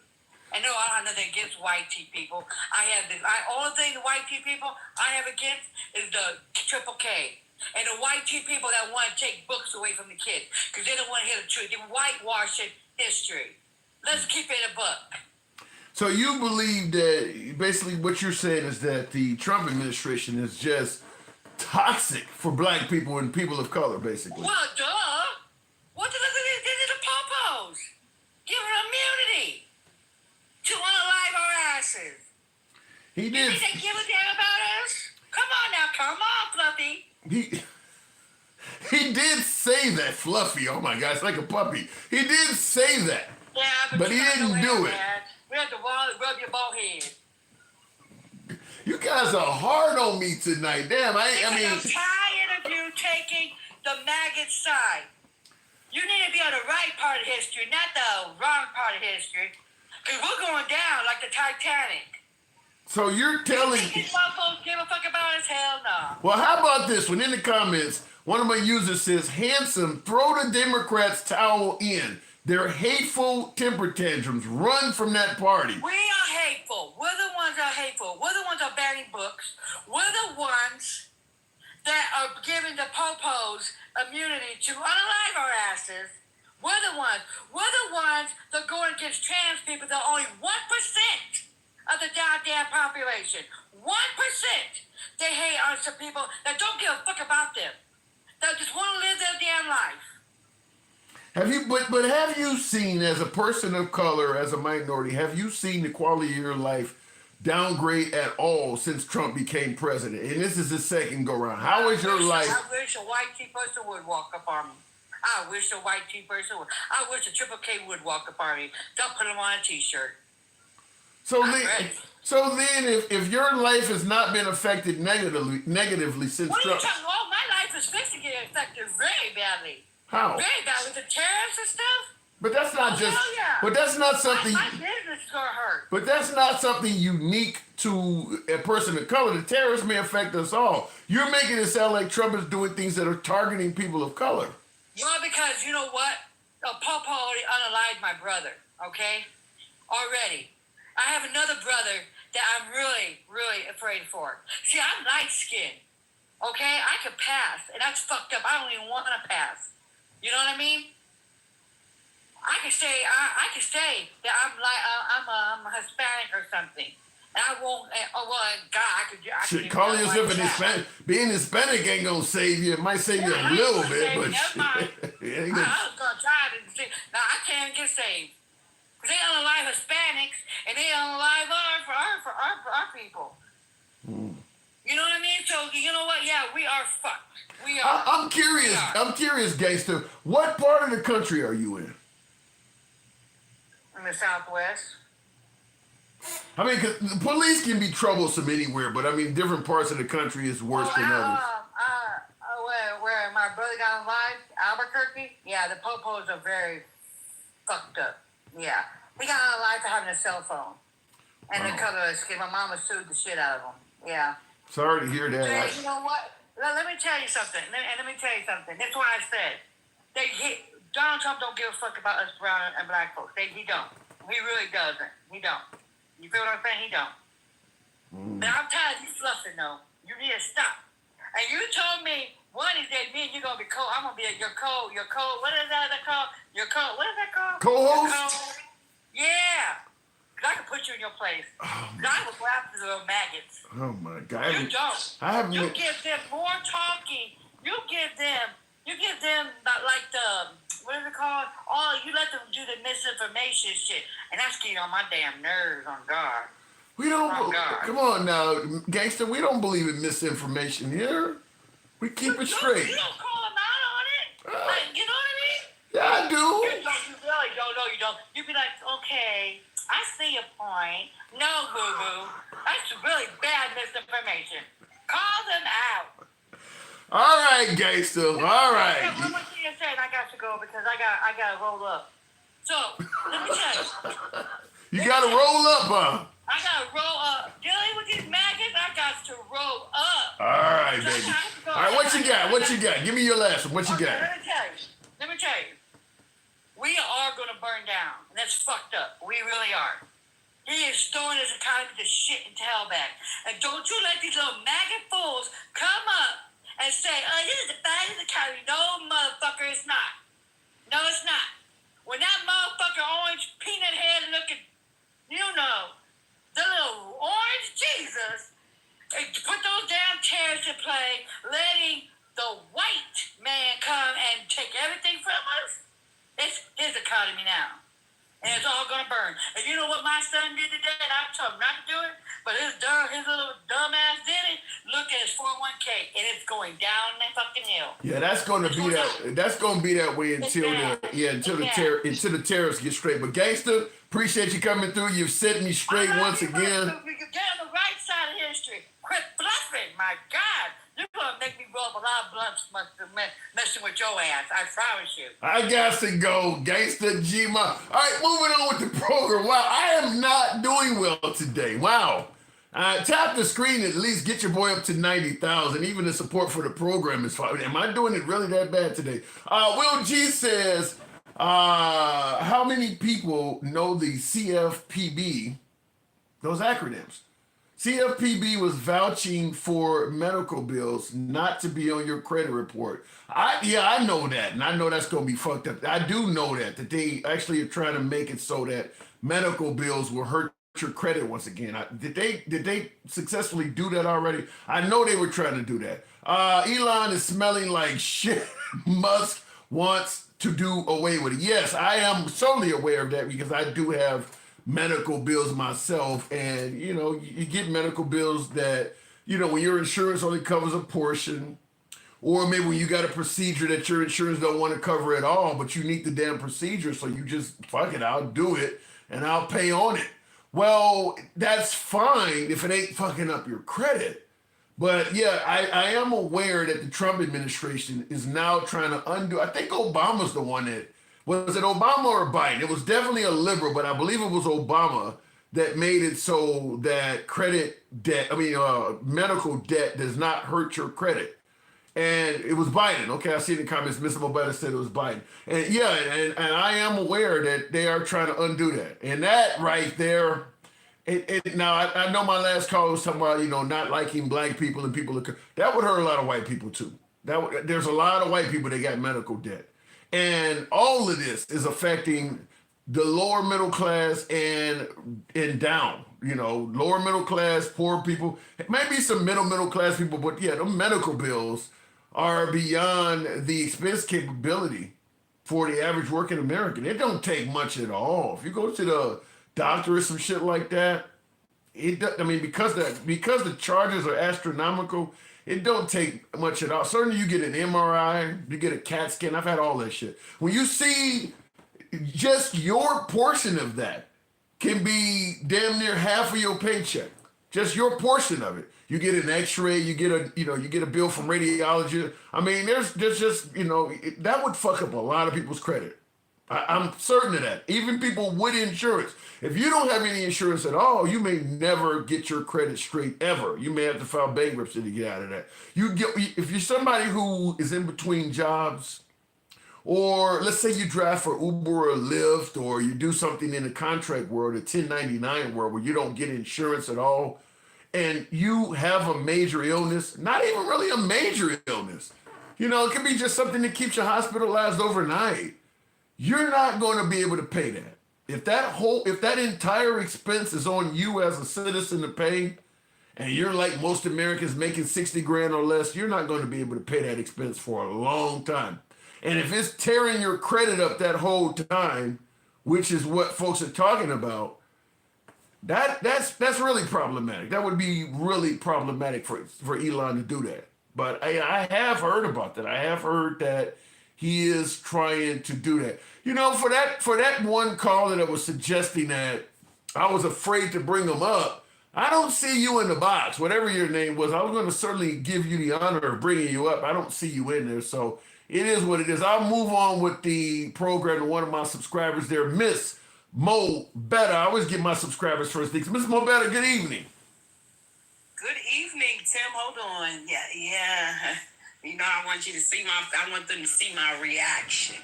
I'm being told that I'm fluffing. What the hell is that all about? I mean, you give MAGA a lot of credit at times where it's not warranted.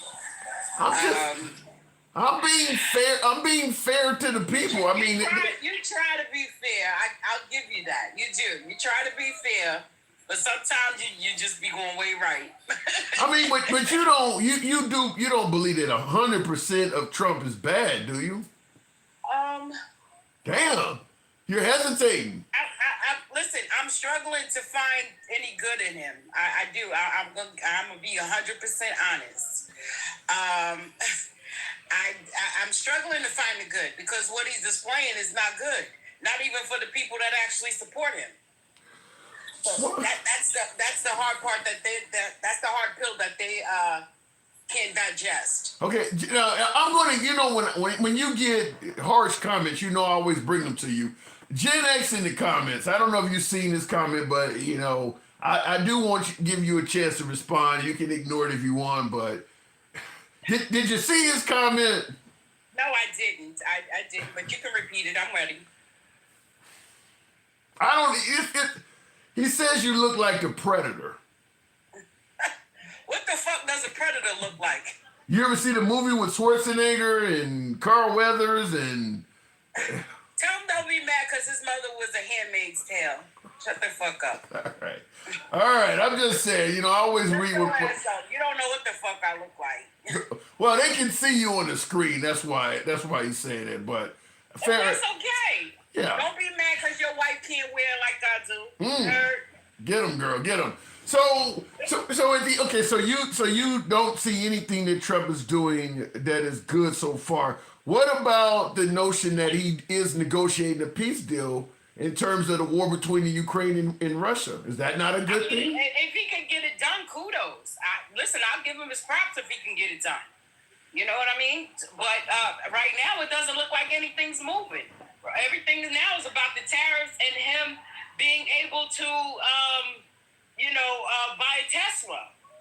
First of all, and for anybody that knows politics knows that it was totally illegal what he did. Like you said, you try to say Biden did it too. I don't.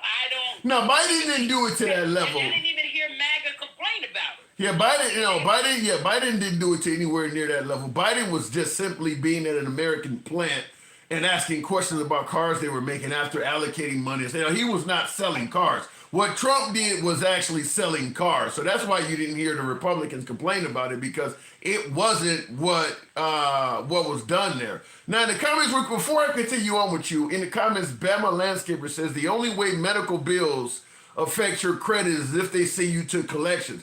Yeah, they do that pretty damn quick.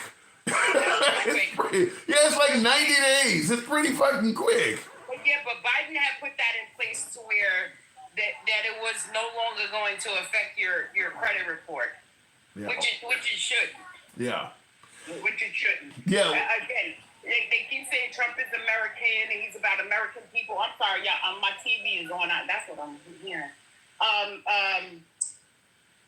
That he's about American people. Why are you cutting American jobs? Why? And that has nothing to do with finding ways, because you could have found ways with people still having their employment done. Yeah. People still could have been working, and that's why he's losing in all of these court proceedings. He's losing. Yeah, but at the end of the day, with him being over the Supreme Court and him being over the Department of Justice, eventually the Supreme Court may rule in his favor, and if they don't and he disobeys the judge, with him being in control of the Department of Justice, there's no enforcement. I mean, a judge can only do so much before it goes up the ladder to somebody who's on his side.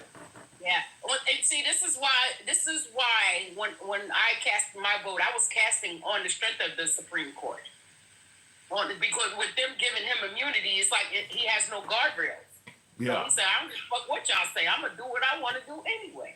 Yeah. And a man unhinged, that it's dangerous. It's dangerous for economically and damn near physically. Dangerous. Yeah. I mean, I can certainly see where it could be problematic to let one guy have that kind of power, but I mean, it ain't like the American. It's just not saying, Tim. It's not saying, because you have to have some type of self-control or whatever, for things to go right. Other than that, you like, I don't give a fuck. And that's why people don't really respect him. Well, besides MAGA. And listen, what are they, 1/3 of the population? Yeah. Are you saying that even though he is the president of this country, he's the commander-in-chief, you do not respect Donald Trump? No, I don't. I don't respect his. He has the character of a wet paper bag. I'm sorry. Damn. He doesn't care. Damn. He doesn't care who he runs over. He doesn't care who suffers. He has no humility, which that's what kind of representation that I look for. I don't need nobody that's unhinged. Yeah, do I want you to be stern? Yes. That there's a whole difference in the two. But he really doesn't care. Now you're not one of those type that he's talked about where he said I could cure cancer and the Democrats are still not apply. You're not one of them Democrats, are you? They know he's just blowing smoke. No, he wouldn't cure it. That's why we already know. We already know his intentions because he showed. Well, wait a minute. When you said he wouldn't, why we expected him to even find a lot of ways. He's a man who he said out of his own mouth he don't like paying people. but when you say he wouldn't cure it, he is the one that brought us the COVID vaccine, is he not? Why? He allowed COVID to run rampant too. He had to do something to redeem himself. Shit. But I mean, do you not give him credit for saving millions of lives during the pandemic? He brought us the vaccine. No, he did not. No, he did not. He cost millions of lives too. So come on. So who brought us the vax? What president brought us the vax? Biden. That's not true. Trump brought us the vax. When did he bring us the vax? Refresh my memory. Well, first of all, the vaccine was around before Biden had won. It was already available. Operation Warp Speed is what brought us the vax. That came from Trump. Okay, all right. So why so many Republicans was against it? Well, he didn't promote it like those Teslas is why. No, because they wanted to blame it on Biden with the vaccine. That's why. They wanted to blame that. I knew where you was going with it, Tim. You fell for it, but yeah. Why did they blame it on Biden then? Why did they... It's the politically expedient thing to do is blame your adversary. I mean, they would blame a tornado on Biden. I mean, you name it. That's They go, true. yeah, they That's true. Trump does nothing wrong. He is the savior. He's God sent. He's God put him here for whatever reason. But because if that's the case, if God put him here to save it, why he didn't win 2 back-to-back terms? I'm not. Well, according to them, it's because the Democrats cheated. So He only in there now because Elon bought them votes, in my opinion. do you think that Elon himself could be good for America? No, you that crybaby? Please. Why do you say he's a crybaby? He crying now because his stocks done dropped 40%. He lost a few dollars. Yeah, no, because first of all, and you're around here cutting American jobs and all kind of stuff. And now what you want us to do about that? Now you're gonna come to how you asking people that are not working to buy some shit?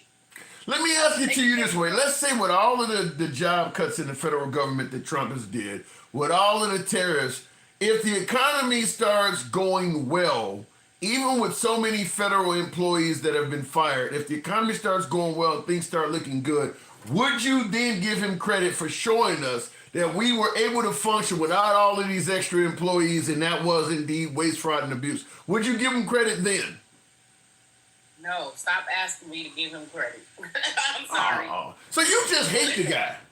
He just doing his job. That's all. He's doing his job.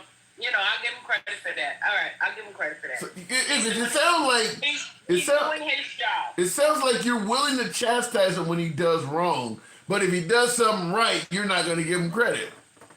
Because he rarely does things right. He's like a cow. He's like that old cow that gives you a bucket of milk and then turns right around and kicks it over. That's what he does. That's what he's doing with these tariffs. All that inside trading and all of that stuff. Oh, you know all of that stuff is happening. And that's why when you see every time he mentions tariffs, the stock market go one way and then he say, oh, we're going to pause it, and then they go the other way. And that's all that is. So all his people can buy him up. But I'm hearing that Trump is a patriot. So what do you think Trump's goal is then? You make it sound like he's just trying to destroy the damn country. I want to know, what is his goal? That's exactly what I want to know. What is his goal? Because he really doesn't get up there and talk about it. Well, you see, when he went in front of Congress, that whole thing was an award show. well, according to the hat, his goal is to make America great. Didn't somebody else say that too? Yeah, but he's the guy in office right now. I need him to define what is great. Define great. Financially, power, superpower, economically. I mean, there's a bunch of different areas. For himself. Huh? For himself. Because on the looks of it, with everything up, you can't even have an egg sandwich because eggs cost more than your car payment. Like even though they keep saying that bird flu been gone. How long is this bird flu supposed to fucking last? Where the regulations? Are they looking into these plants and all of that stuff? They talking about this bird flu. Yeah, I can't speak on what's going on. Gas has been pretty stable. That's been pretty stable. It's went up, but not crazy. It was nothing crazy. Yeah, I can't speak on what's going on behind the scenes. But before I let you go, let me ask you this one simple question: because he is the president, are you rooting for him to succeed? Do you want Trump to succeed as president? I want any president to succeed because that, again, a lot of that stuff, our lives depends on it. All it right. does. But again, my 401k is dropped. I'm not happy about that. No, and it's because of the stuff that he has going on.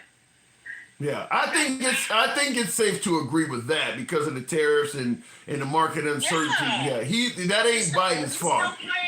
Playing with people's livelihoods. I do not clap for that on either side. I don't clap for that. You cannot go around messing with people's livelihoods. And what do you think is going to happen? You fire people, they can't get unemployment because all of that stuff, you're shutting down all of the stuff where they can go get resources from. Make that make sense. And yes, I do believe he is a racist. He's just an opportunist. If it looks good on paper, if I can get a photo op out of there, I don't care if they're white, black, or indifferent. So maybe it's not just a racist, he's a bigot. He doesn't really like people, period. He likes money and power. He showed that. That's what he showed. All right. Appreciate you coming through this, Mo Better. You're allowing an immigrant to run the country right now. And there's a lot of people that like Elon, so we'll see how it goes. I got to move it on, but... They bought into the illusion. They did. We'll see. Appreciate it, Mr. Mobetta. Thank you. All right, moving on with the program. By the way, tap the screen. Might be to get up to 100,000. Show the program some love. Let your thumbs not be lazy. Good minute of tapping. Y'all can get your boy up to 100,000 on TikTok. Show the program some love. Real quick in the comments. Biden, because when Trump left, there was no infrastructure. I don't know if I agree with that, Sherbert. I don't know if I agree with that. Tim, is now the time to pull together and get us a good counter to the Republicans. Well, if you favor the Democrats winning, that's 100% true. But keep in mind, Trump has only been president for 2 months. I get folks, particularly on the right, that are bragging about the Democrats are in shambles and they have no leader and Trump destroyed the Democratic Party. Hey, look, at the end of the day, the Democrats just lost the damn election. If you take the way things are right now as a sign the Democrats have become in disarray or the party's falling apart, go back 4 years from today and look at where the Republicans were. They were still reeling in folks that were still outraged by January 6th. Trump was being charged with crimes, getting impeached, and all of this stuff was still fresh on people's mind. The Republican Party was in disarray. That's where my whole phrase, I go left of Bernie Sanders to having dinner with Q came from.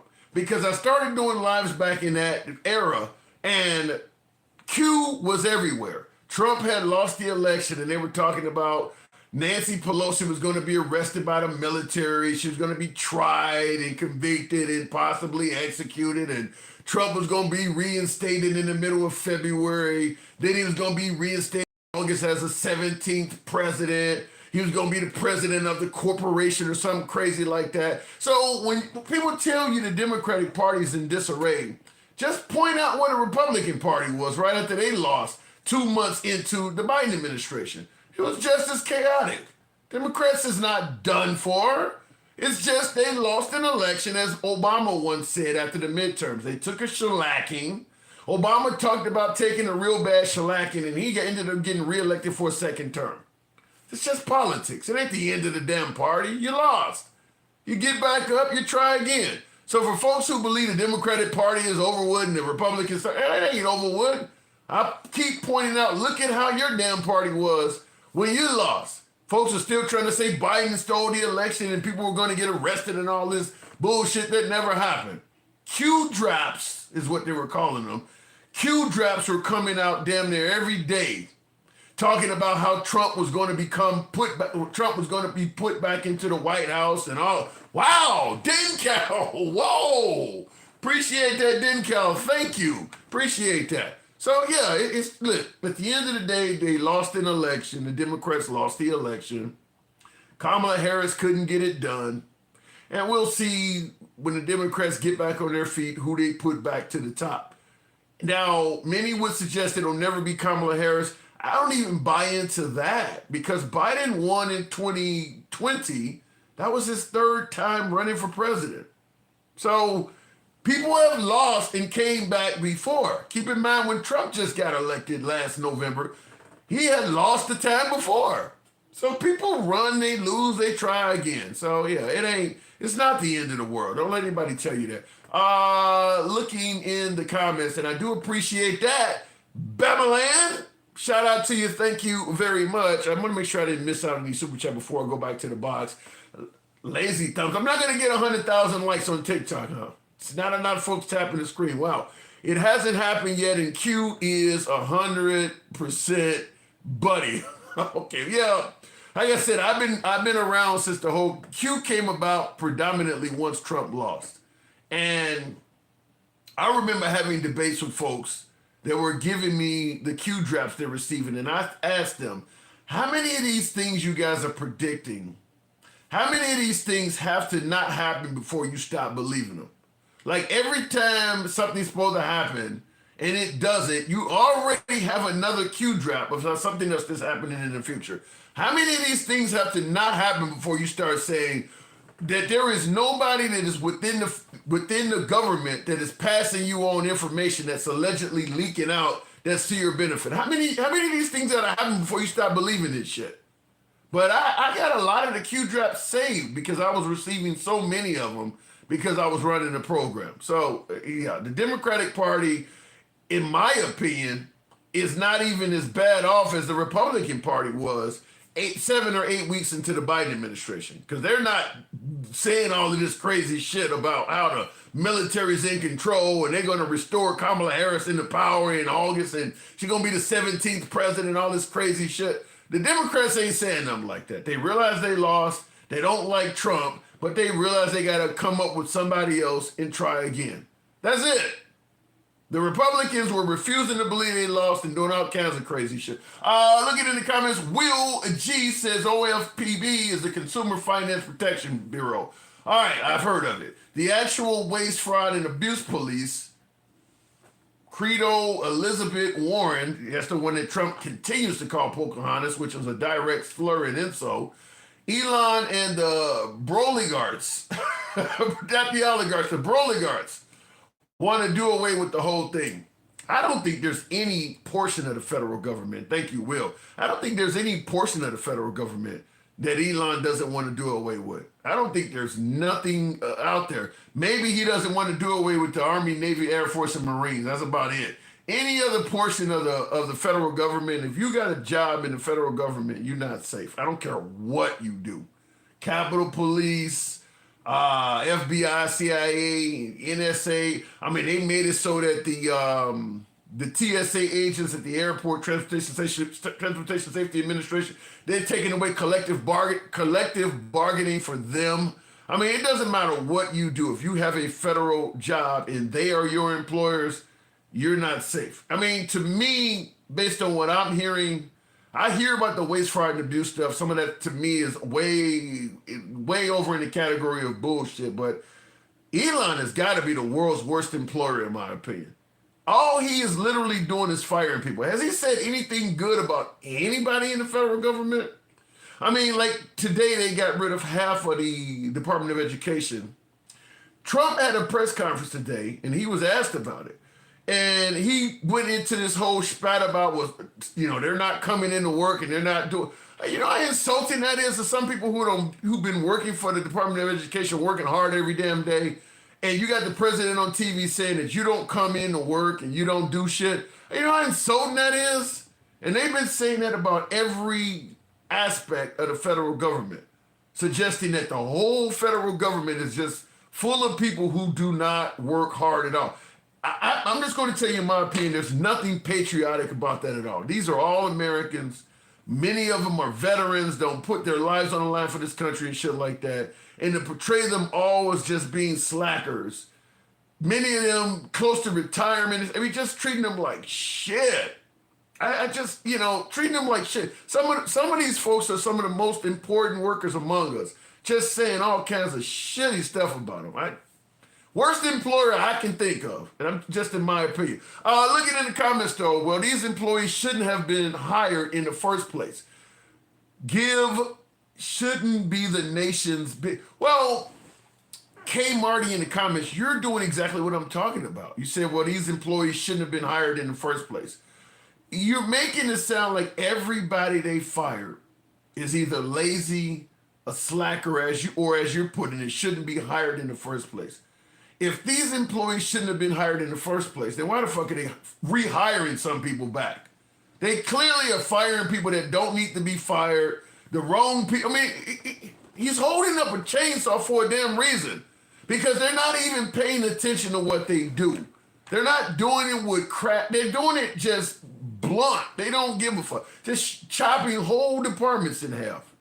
To me, worst employer ever. And it's amazing at how little sympathy a lot of Americans have at the notion that their fellow Americans are being put on the unemployment line. I don't understand. To me, it's just cruel. My opinion, it's just cruel.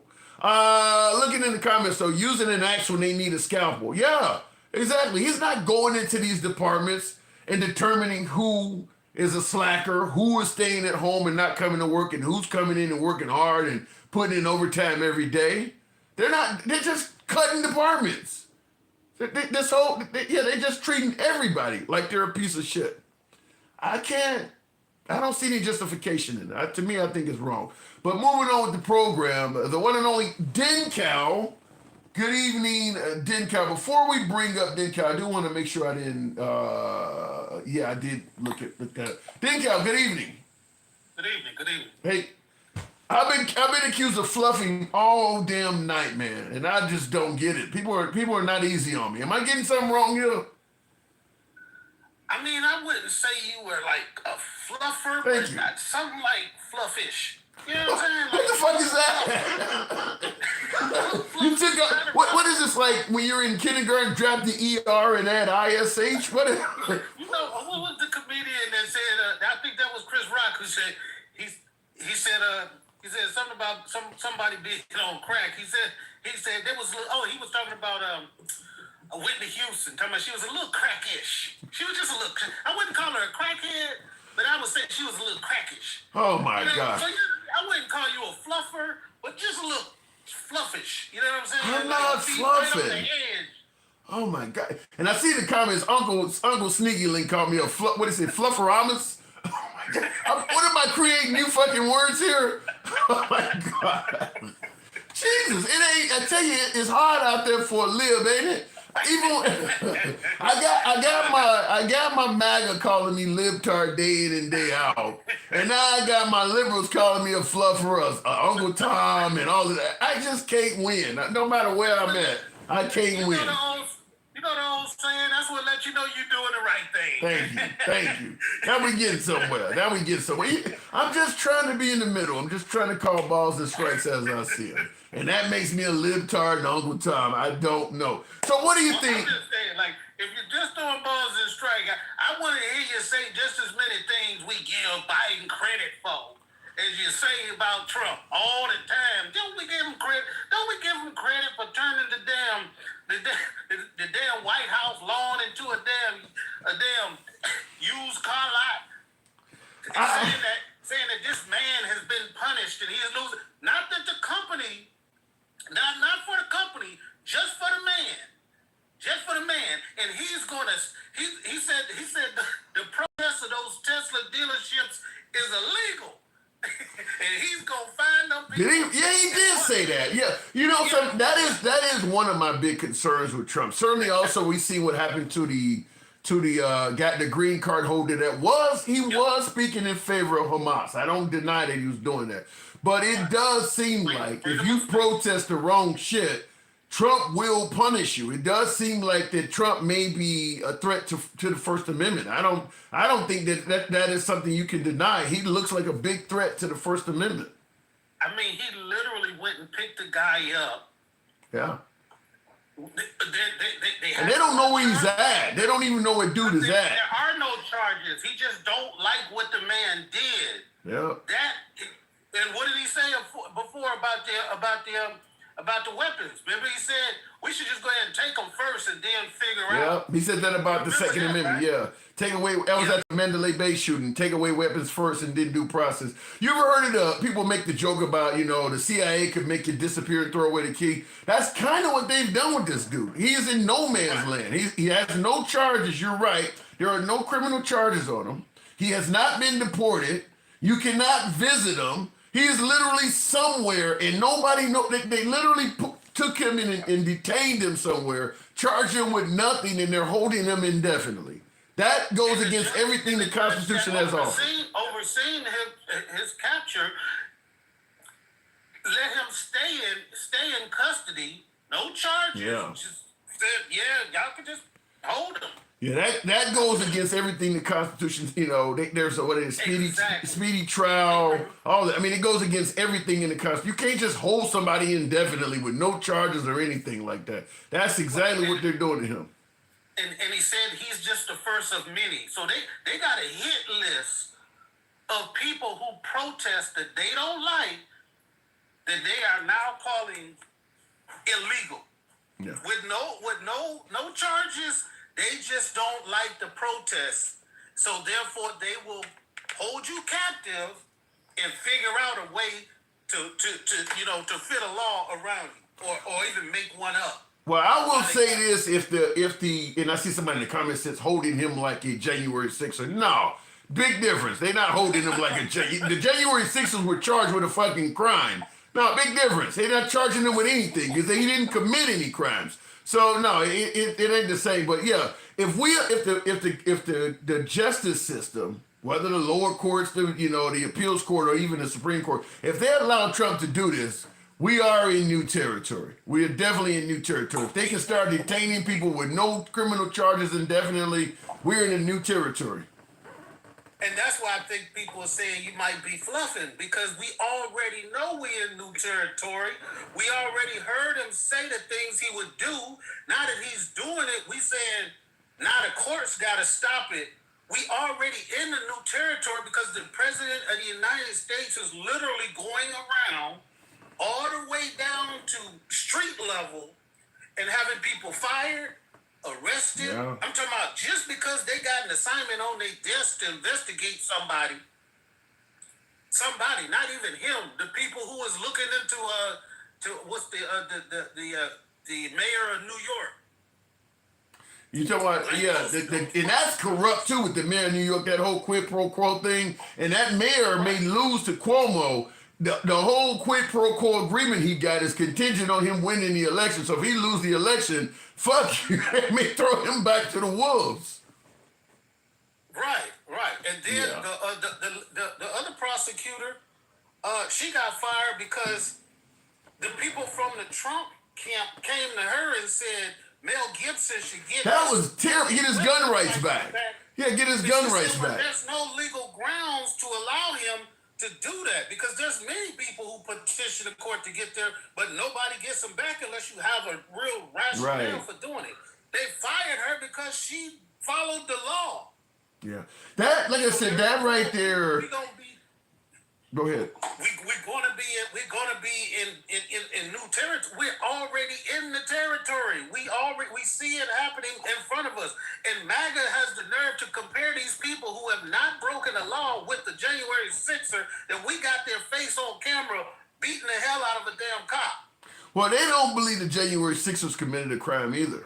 They don't believe that. There's no way you can tell me they saw a man, hit somebody with a fire extinguisher and, spray bear spray in somebody's face and they didn't commit a crime. I don't care how you felt about the election. A crime is a crime. I understand. I agree with you 100%, but they do not believe those folks really committed any crime at all. Or they believe that they got railroaded or over-sentenced or it was a setup, it was ray-ups. I mean, they got a million reasons, but at the end of the day, they do not believe those folks did anything wrong.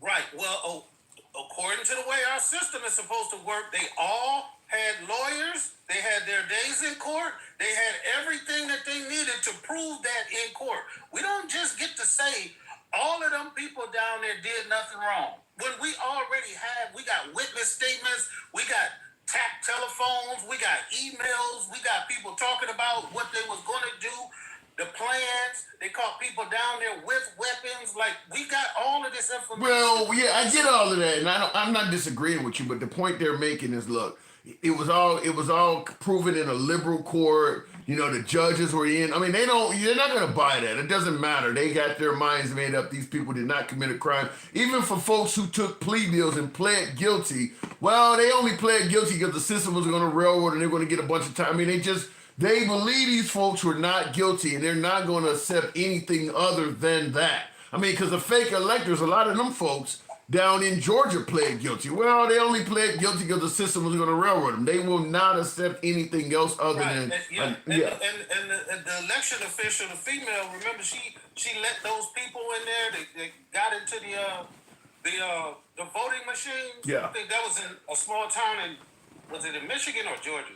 Well, it happened in Georgia. It happened in Wisconsin. It happened in Arizona. Several states. They had her on film, like letting the guys in there, shaking their hands, letting the guys go in there, mess with the machines and tap into the machines.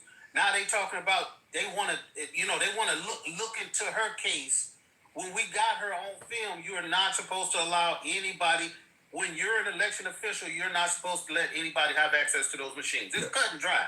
Well, the problem is, though, when you got the power of Trump, even at the state level, some of these people are willing to back off because they just don't want the heat up from the Trump administration and MAGA.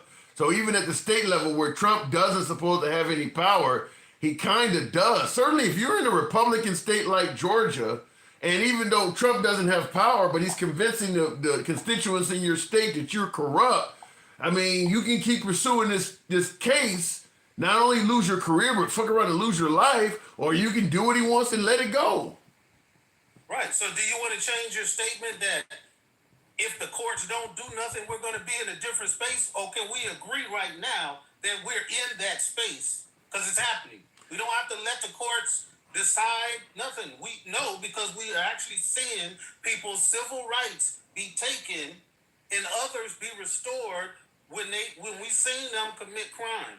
So we don't have to be in this You know, on the You made your case. You made your case. I would certainly the way you presented, you are right. We are currently already in that environment where things are happening that go against democracy, the normal traditions, the Constitution, and your safety in general. The Constitution, that big one. All of those. The one that they swear, the one that they bought a Bible from Trump that had the Constitution in it.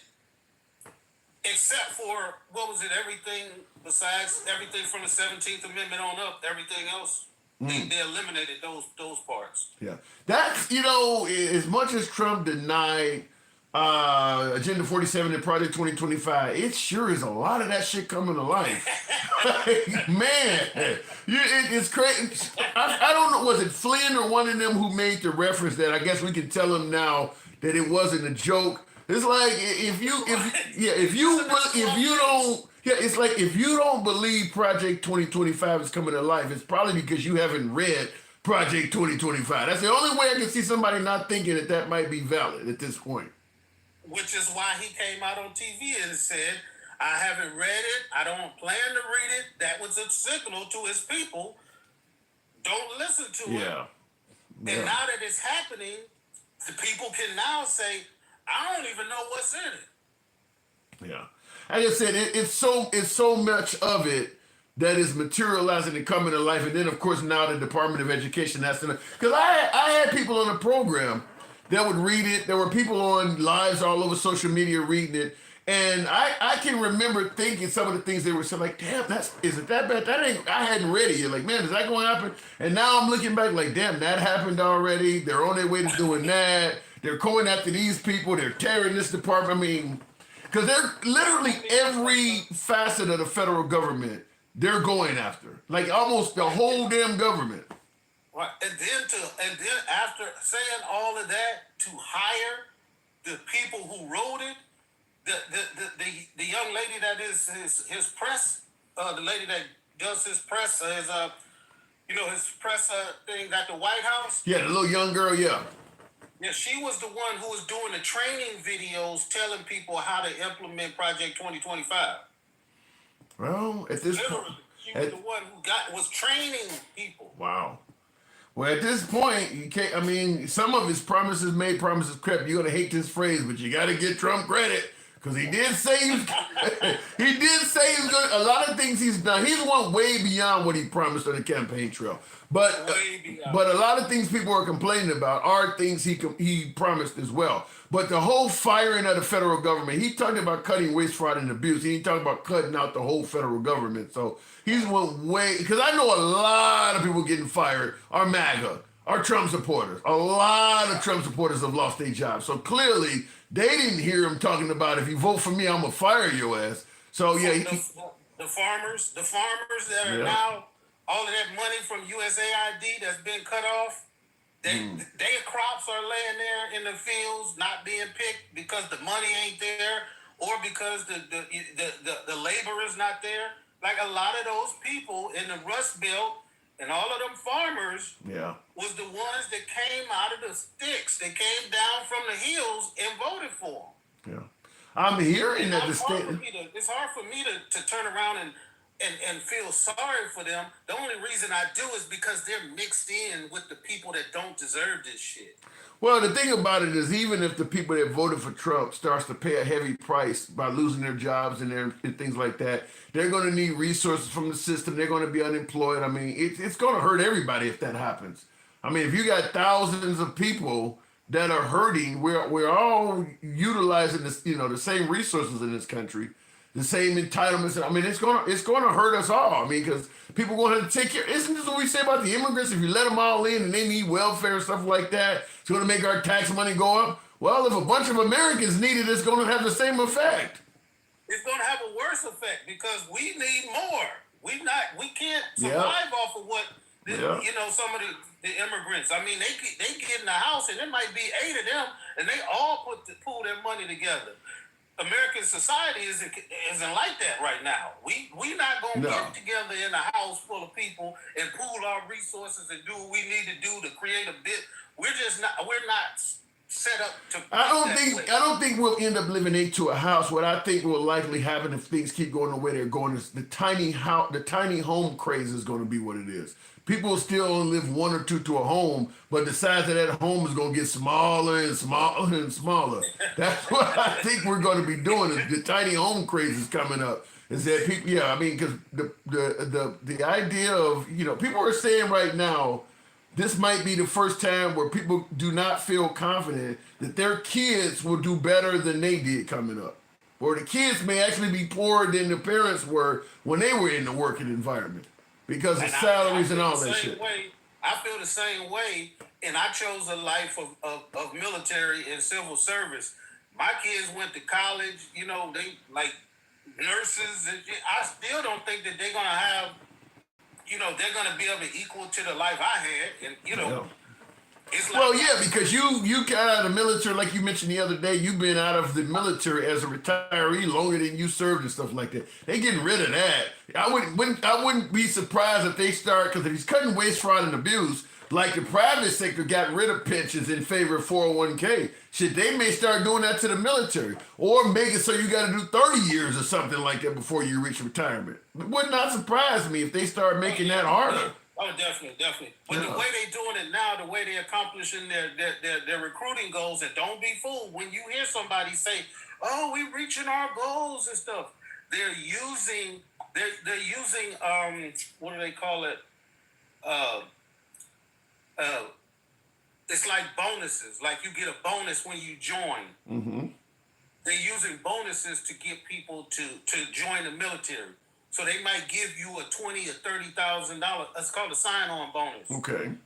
So a lot of young people, if they in trouble, if they in financial straits or whatever, and they really need to like make a move, now instead of just joining and getting regular salary, just imagine if you could go in and get a 50K sign-on bonus, set your family up. You know what I'm saying? As you start your career, because they're using sign-on bonus. Yes, Gonzo. It's called incentives to get people to join, whereas before there was only incentives for the, like, if you went into the new program, certain engineering programs, you would get that. Certain flight schools, you would. Why get do you that. think they're doing that? Is it because enrollment was down? Yes. Wow. But we keep saying the DoD budget go up, right? So that's what they're using to bring these people in. But that doesn't necessarily mean you bringing in the best and brightest when you use money to inspire people to come. So he's talking about a DEI soldier? Hey, I'm just saying. I'm just saying. If they coming in just because of the money, it's not because they love the country. It's not because they really want to. They're giving their life to civil services because they broke.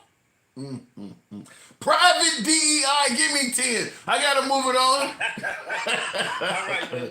Thank you. Good talk. You too, man. Appreciate it. All right, moving on with, man, DEI soldier. What is next? All right. Airborne Infantry Officer, say King Mo, appreciate your service there. Yes, he is a monster to communists. Damn. This is Ashley. Wow. These Democrats like being bitch slapped by other countries. This ain't no Diddy party. Shaking my head, Paul Warner.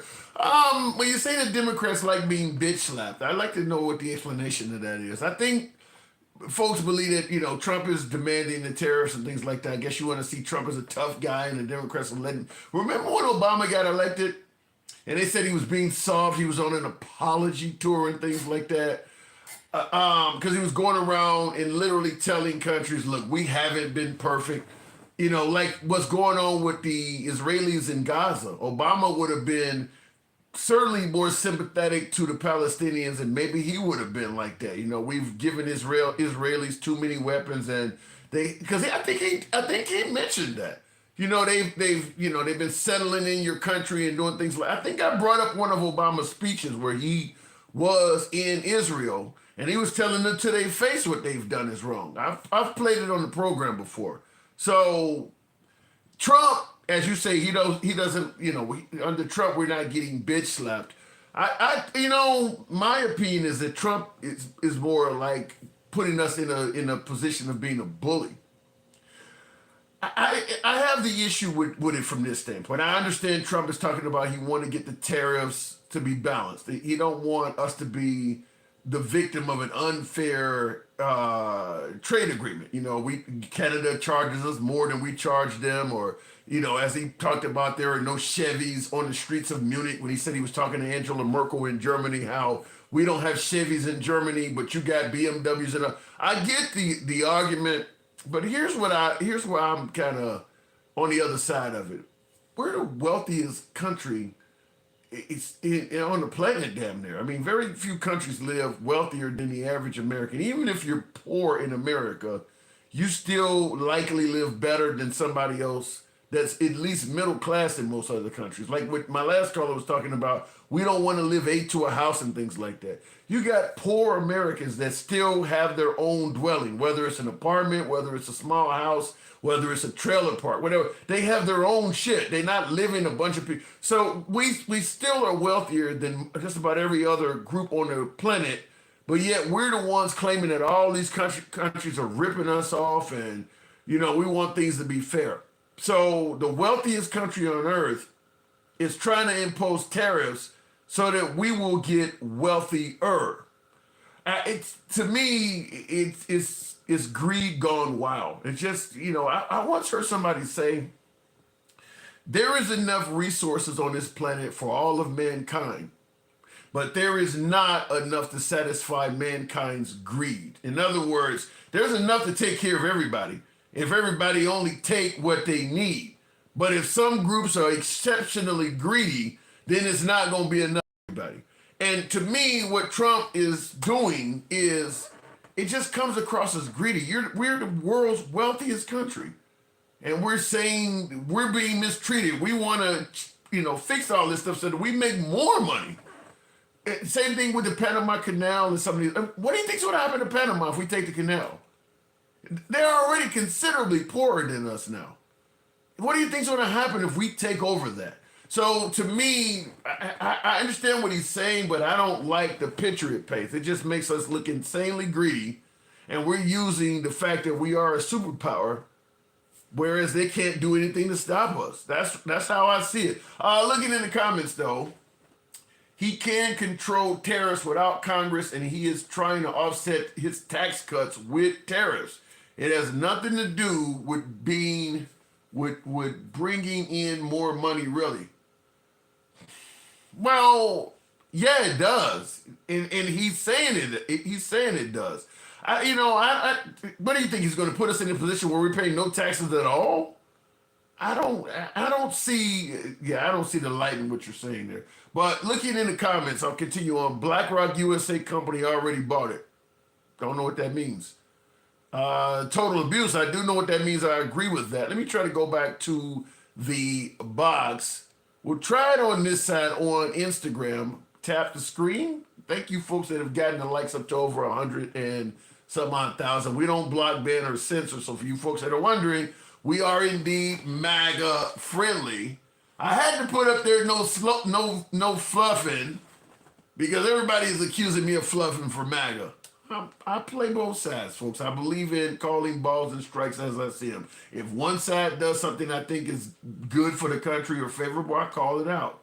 Doesn't have to be a Democrat, doesn't have to be a Republican. So for some folks, that's fluffing. I tried to bring up Gen X. For some reason, Instagram is not letting me bring up guests. I'm trying to do so. I may have to go back to TikTok, but looking in the comment section here, don't know what I'm looking at here. He plays both sides. Yeah, I believe that there are good and bad to both sides. I don't favor anybody that is involved in politics that can only see good when their side does it and only see bad when it's coming from the other side. Examples. Black Lives Matter is a terrorist outfit because they're setting towns and looting places, but then J6 comes across and they're patriots. If you see BLM as a terrorist outfit and you see the J6 protesters as patriots, that's what that's bias. I don't do that. I don't do shit like that. Where my side is always good and the other side is always bad. You just won't see that here. And when I call out my side, I'm MAGA. I'm a fluffer. But when I call out the Republicans, I'm just the opposite. I'm a libtard. I'm a socialist. I'm whatever they want to call me. It is what it is. All right, let me go back to the box. Trump lying about hurting Social Security. I think they're lying about the claim that they're not going to touch it. Trump is saying that they're not going to fuck with Social Security. When you got every aspect of the federal government that Elon Musk has criticized as being waste, fraudulent, or abusive, he's done something to that particular branch of the federal government. And he is saying that Social Security is a Ponzi scheme. Why would you, if your job is to cure waste, fraud, and abuse, why would you leave a federal Ponzi scheme in existence? To me, that's about the clearest sign that he's going to do something. Maybe he won't stop all of you folks, all of us, from receiving Social Security down the line, but he's clearly going to do something to that outfit. Clearly. If you're telling me it's a Ponzi scheme, you're going to do something. So when they tell you he's not going to do anything, yeah, I do believe that's a lie. That doesn't make sense based on what's coming out of his mouth. He hasn't said any organization is fraudulent, abusive, or wasteful and just left it that way. He then came behind and done something. So if he's saying it's a Ponzi scheme, and I see in the comments, Coffee Talk 2 says you're guessing. I'm not guessing that he said it was a Ponzi scheme. So what are you going to tell me? What are you telling me? The guy responsible for stopping waste, fraud, and abuse calls out a Ponzi scheme, and it's wrong to guess he may do something about it. That's his job. Waste, fraud, and abuse. He said it's a Ponzi scheme. Okay, what are you going to do about it? Nothing? That doesn't make any sense. Will says, I told you before, Trump thinks the government money is his money. Yes, that is starting to appear so. Just like the lawyers, like the attorney general and things like that. He seems to think that those are his lawyers, and he seems to think that the courts belong to him. He is starting to look that way. Going back to the box, I don't know what is going on with TikTok. Seems to be working, but your sound catches. I don't know what's going on. Mr. Realistic on Instagram, I don't know what's going on there. Let me see what I can try on TikTok. Love to Cruise. Excuse me. Good evening, Love to Cruise. He thinks he owns the country like his raggedy businesses. Well, and that's... Big family, Tim. Appreciate it. Appreciate you coming on. Hang on one second, Love to Cruise. That's one of the things I said. We favorite Trump because he is a businessman. We wanted somebody to run the country like a business. Well, as one of my viewers said, he wants to run the country like he runs his businesses. In a business environment, it is your way or the highway. In government, you got to work with the Senate and Congress. You got to follow the laws and the Constitution. And I don't think he really wants to do that. But Love to Cruz, what say you? Good evening. Well, you know what happened to a lot of his businesses, right? A few of them had problems. A few.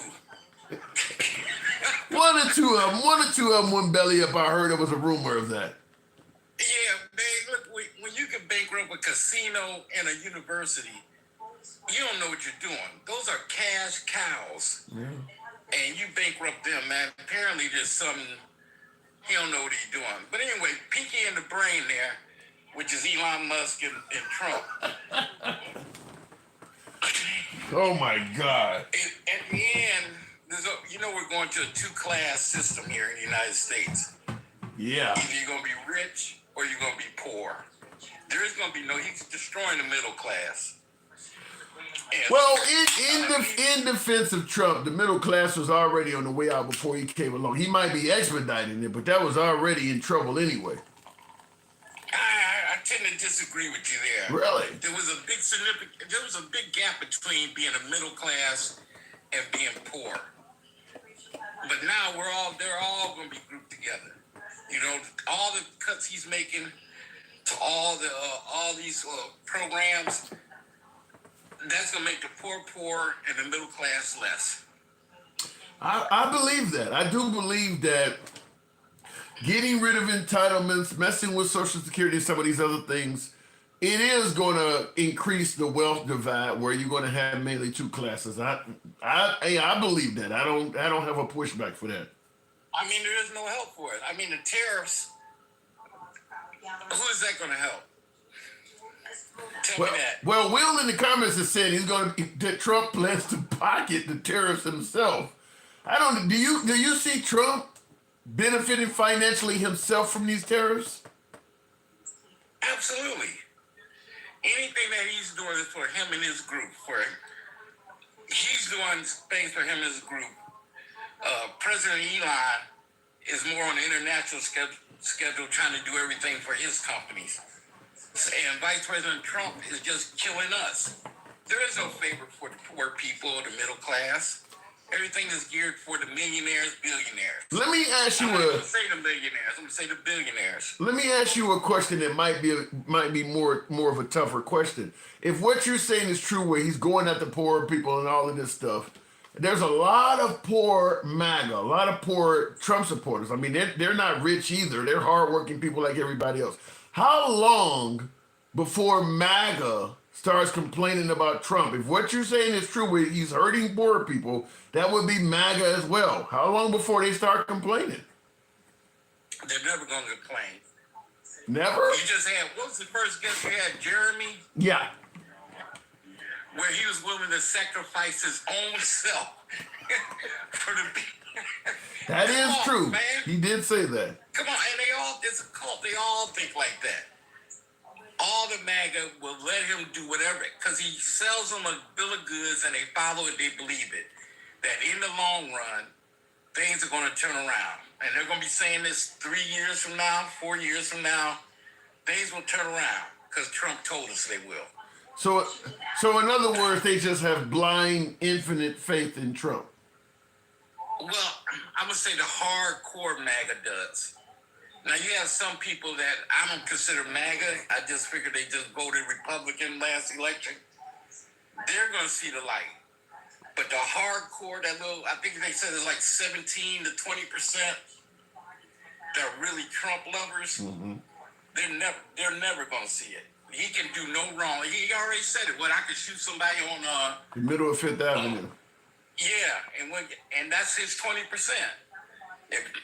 If he shot somebody, they will back it up 100%. It was an accident, or the guy had it coming. I've asked this question many times, but I just can't help but ask it again. How does one get in that position where they literally can do no wrong, even when they're clearly doing wrong? How do you get people to ignore that? Man, that's a good question. And, there are con men, and then there's a super con man. Trump is a con man. There's con man, and then there's super con man. That's right. Oh my God. And he's a super con. Look, he going ahead and by cutting the Department of Education, he's even going to, those 20% are even going to get even deeper because they don't have education anyway. So all that does is it brings more people on his side. Wow. So, okay, Trump. And we're going down. Go ahead. The only thing we can hope for is he doesn't make himself a dictator. Do you feel there's any chance of that happening? Actually, no, but it isn't going because of a lack of effort. Wow. So okay, I believe a lack of effort, yes. But like I say, weak-minded people will follow him because he presents himself as a strong person. Oh, I mean, and the weak-minded people or weak people will always follow that bully. A bully always has people behind him until somebody slaps the shit out of him. Then they'll fall back. But it's crazy you say weak-minded people, because that's what they say about the liberals. They view the libs as weak-minded. Of course, but we think for ourselves. I mean, come on. How can you not think some of the things this man is doing is wrong? How can you think that even vote for a man who told you he was going to mess with your life, that you might be part of his casualties? In regards to things that they think that they know is wrong, they believe it benefits them. So yeah, just like all of the firings and things like that, MAGA knew he was going to fire people. They just didn't expect to be one of them. Most of the folks that he is firing that work for the federal government, they voted for him expecting people to get fired, expecting waste to be. They just didn't think, damn, you view me as wasteful too. They weren't expecting it to happen to them. That's true. They thought it was going to happen to all us black people. And the fact that it's happening to them, it crosses up everything. Yeah, they voted. They didn't vote for helping the United States. They voted on let's hurt people. Let's get them out of here. But they don't know we survivors. You know, when the times get tough, they're the ones who'll be jump off of bridges and everything, and buildings and everything. We'll put on a bowl of beans and make it. You know, that's what we do.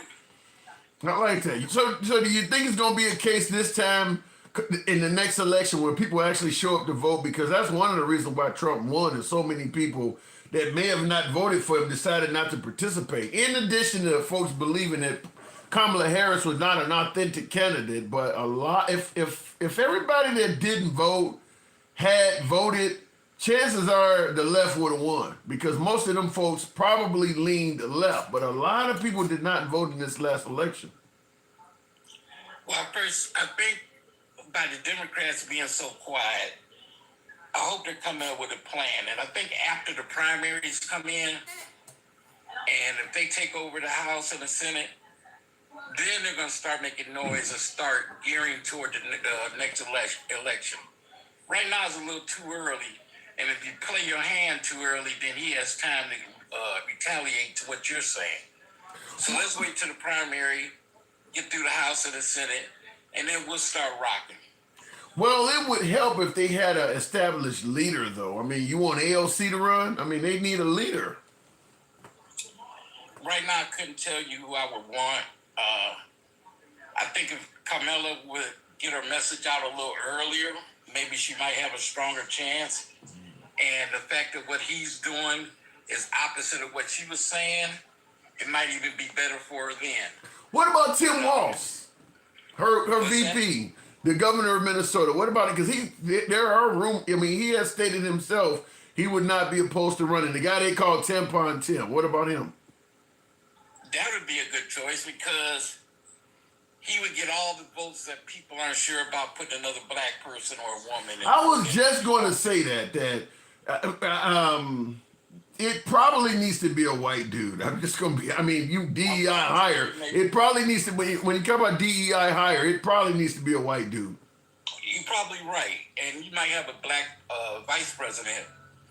But after that, Obama, I don't think they want to go down that road again. Yeah. That was killing them. Yeah, I think you need some vanilla in there. That's what I'm saying. Democrats, stay away from the woke shit. Stay away from minorities, at least this next go round. Just take one for the team. You need to put some Caucasians in there. I do believe that. Yeah, what was the guy from Pennsylvania? You're talking about Shapiro. What is his name? The Jewish guy, the governor? Yeah. He might be a good choice. Yeah. Something like that. Nobody gay, nobody black, nobody female, you know, nobody known to hang around a Black Lives Matter rally. Nobody that's outside when the rainbow's in the sky. None of them people. He needs to look like Mike Lindell on My Pillow damn near. So exactly. Yeah, somebody that is. And then we might have a chance. Yeah. But and if he going down that road again with Camilla, that might not work again. No. You know, no woman. No. And unfortunately, I think women are qualified. Don't get me wrong on that. But I don't think America's ready for it yet. Yeah. Fair enough. I got to move it on, but I appreciate you coming through. Love to cruise. Thank you, man. Thank you for having me. It's a pleasure. Appreciate it. And in the comments, I saw somebody posted, was that Shapiro and Andrew Cuomo from New York. Now, the Democrats can sometimes be their own worst enemy because they got rid of Cuomo because of the sex scandals. The Republicans don't do that. I'll tell you right off the bat, if a bunch of females, there's a big difference if a bunch of females accuse a Republican candidate of sexual improprieties compared to a bunch of females accusing a Democratic candidate of sexual proprieties. The view of it is exactly the opposite. In the Democratic Party, the first thing they do is they tend to believe the women that are accusing the guy of assaulting them. They rally around the females. And I'm not saying it's wrong. I'm not saying any of this is wrong, but the Democrats tend to believe the women that are saying they're victimized. They rally around that person and they ostracize the male that's being accused. The Republicans do just the opposite. They tend to rally around the man and then they start dirtying the females that are making the accusations. And as a result, the Republican politician can often continue on, whereas the Democratic politician is gone. Like Al Franken would have been totally fine if he was a Republican. Senator Al Franken is a perfect example. The Democratic Party will really just believe the female on face value. The Republican Party, they tend to believe the male that's saying he didn't do it. They're saying the person is just trying to get paid, they believe the man on face value. So it's a whole different ball game there. So I don't know how Andrew Cuomo, because Andrew Cuomo, minus that, probably would make a really good candidate because he knows how to talk. He knows how to get in there. Like almost not as nobody does it as well as Trump does. Nobody wants to go that far down that road. But he does know how to get his hands dirty. Andrew Cuomo, minus those scams, or what do you call them? Not scams, but scandals, would probably be a decent candidate. But unfortunately, the Democrats are known to eat their own. For a Republican, he'd be great because them scandals wouldn't mean a damn thing if he was a Republican. Will G, you says as official duties. Damn. So they just label it official that he wants to pocket the terrorists. Jesus. And Dennis Calhoun, I do apologize for missing your comment. You says BlackRock took over the Panama Canal ports at the inlet and outlets, not the canal itself.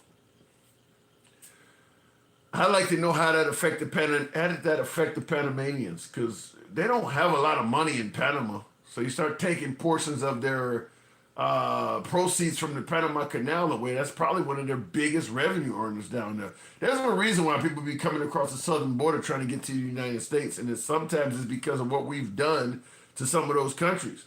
We really destroyed Venezuela with the sanctions. We didn't like Hugo Chavez during the Bush administration. We didn't like them that they didn't cave to us. So we imposed some really strict sanctions on their country. Same thing we did to Cuba. Just pushed them back as far as we could. And, well, the people are desperate. So they try to get out of that country and go places where they can make a better life. But oftentimes it is because of what we have done to some of these countries. If you don't play ball with the United States, we can ruin you. And that ain't got nothing to do with Trump. We've been doing that long before Trump. They would have a lot less if your country didn't build the fucking thing. Now, that's not true, Sheldon, because if our country didn't build a fucking thing, somebody else would have.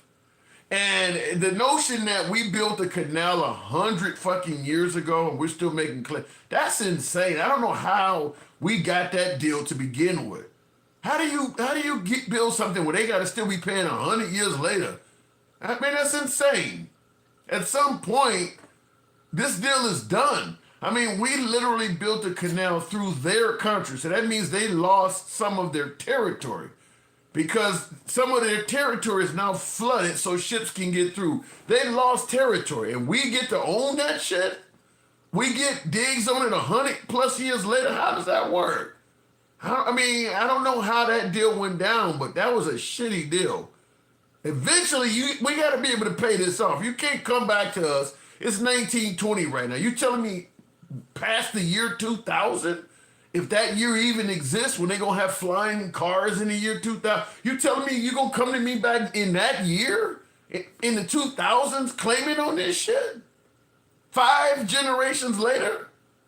How the hell did that work? Trump made, Americans died building the canal and all. It's crazy that he brings up that Americans died building the canal and all that shit that happened back then. But we can't even bring up the civil rights era because that shit happened too long ago. Why won't y'all get over that? You ain't got nothing to do with what happened in the civil rights era. You're not a slave. But you bring it up to motherfucking Panama Canal that happened damn near at the end of the 1800s. You can do it, huh? But we can't. Looking in the comments real quick. Panama Canal. Americans died back in the early 1900s. You bringing that shit up. At this point, Democrats would lose even with Jesus Christ as their candidate, says Creed. You know, before I go to the next caller, while the Democrats have zero leadership in terms of being reliable, I don't think Hakeem Jeffries is the man either. Well, they don't have a strong leader right now. But I'll tell you, the thing they ran on, which many folks admitted you can't win, which is you can't just run on Trump is bad. I still agree with that.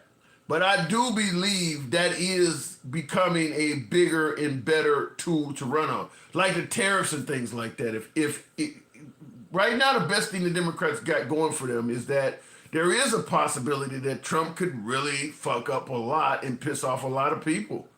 I mean, there is a point where he can do so much wrong that people will start looking towards just about any damn body to fix it, if it goes as bad as some people are projecting. Hopefully it doesn't. Hopefully Trump gets things done right. But listen, don't believe. Listen, I don't expect Kamala Harris to pop back up, and I don't want her to. But if we get to a point where people are fired all over the damn place and we're facing a recession and all of that, I'd rather have her over that. I'd rather have her than Trump over that. So let's see where Trump takes us. But don't find yourself believing the Democrats are so fucked up that we can't lose. Yeah, you can lose. You can lose by fucking up. As you rightfully point out all the time, the Democrats took a lot of areas too far to the left. You do realize the far right is a real thing as well. You can overcorrect. You don't want biological boys playing in sports and all of this shit. They're going too far to the left with it. So all of a sudden you start hating the LGBT community. You no longer recognize the transgender. All of a sudden, you're starting to take away gay marriage. You can actually go too far to the right as well. And that's what's starting to happen. So don't get comfortable. I want to make that clear to you. You can fuck up a good thing. You can snatch defeat from the jaws of victory. Real quick, make sure I didn't miss any. Bring Tampon Tim back. I actually think that Tim Walz could be a respectable candidate. I certainly think that. Also, something else the Democrats have going for them is that I don't care who runs in 2028. They're not going to have the respect of MAGA like Trump does. I mean, even if it's J.D. Vance, there's nobody in, I'm thinking that's J.D. Vance, Ron DeSantis, there's nobody in the Republican Party that will get the love and adoration from as many Republicans as Trump. So understand that also, that in 2028, the Republican candidacy will not be as strong as it was in 2024. Because Trump is in a position where a lot of Trump supporters believe he can do no wrong. I don't think there's any other Republican out there that has that type of support. We see what happened to Ron DeSantis when he tried to run. And he was a rock star in the Republican Party. I mean, J.D. Vance, Trump has even said himself that J.D. Vance won't succeed him. Officially, Elon Musk can't run. Now, there may be some changes to that, because if Trump could make it so that Elon Musk could run, he probably would have somewhere near the same love from MAGA that Trump does.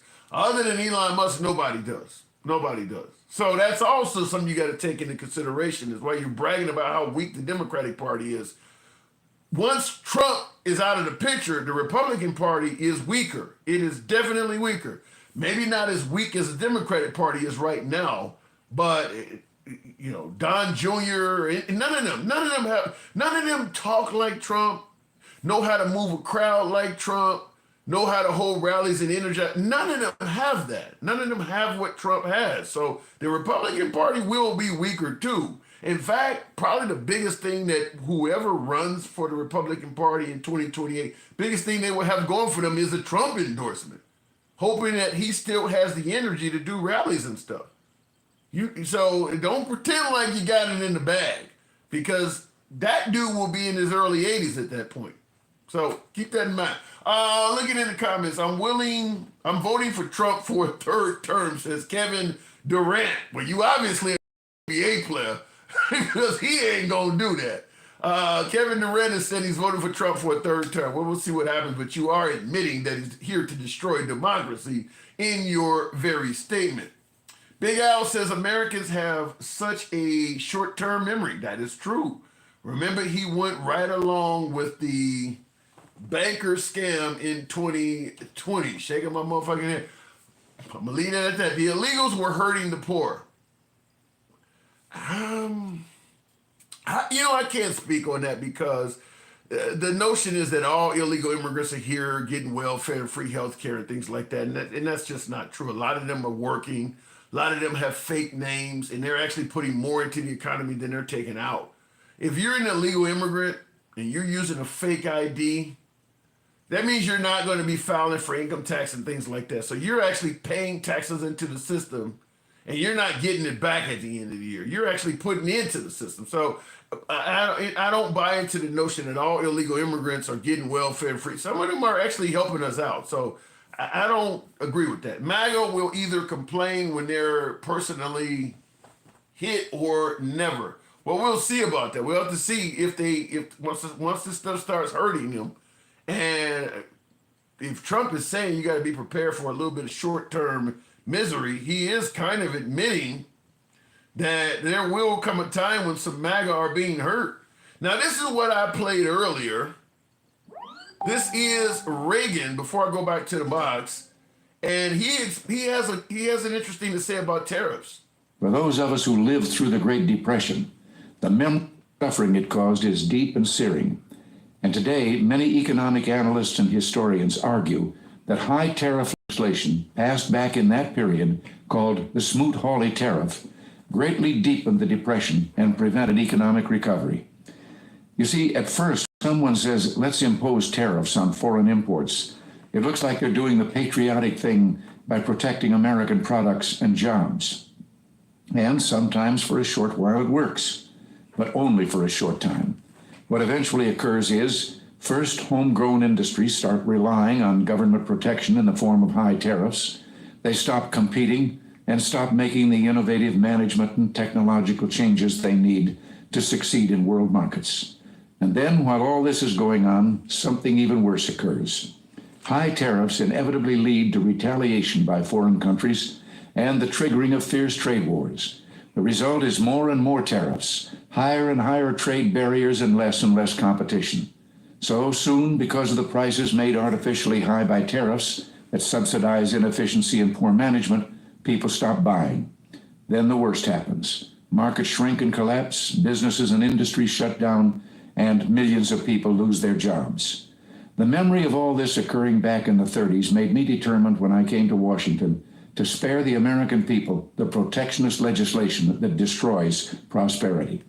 And that's Ronald Reagan. That's dated April 25th, 1987. So he used to be the godfather of the Republican Party. I don't know how Trump came in and made him take second place. I mean, people do believe Trump was a better Republican than Ronald Reagan. I'd love to understand why, but they do believe that. But that is Reagan's take on tariffs, and he makes it sound like tariffs are very destructive. I miss the old Republican Party. At least a respectable man, says Sheba Dad, says, well, the old Republican Party would be McCain, George W., George H.W., Mitt Romney. That was the old Republican Party. Yeah, that party's gone. In fact, all of them are on the wrong side of Trump. Every single member of the Republican Party that won the Republican nomination to be at the top of the ticket does not like Trump. Every one of them in our lifetime. Now, Reagan wasn't around, but I think his family don't like Trump either. But Reagan don't count. But we know the Bush family was no fan of Trump. And who's made it to the top of the Republican ticket? Folks like the Reagans, folks like the Bushes, H.W., George W., Mitt Romney made it to the top of the ticket in 12.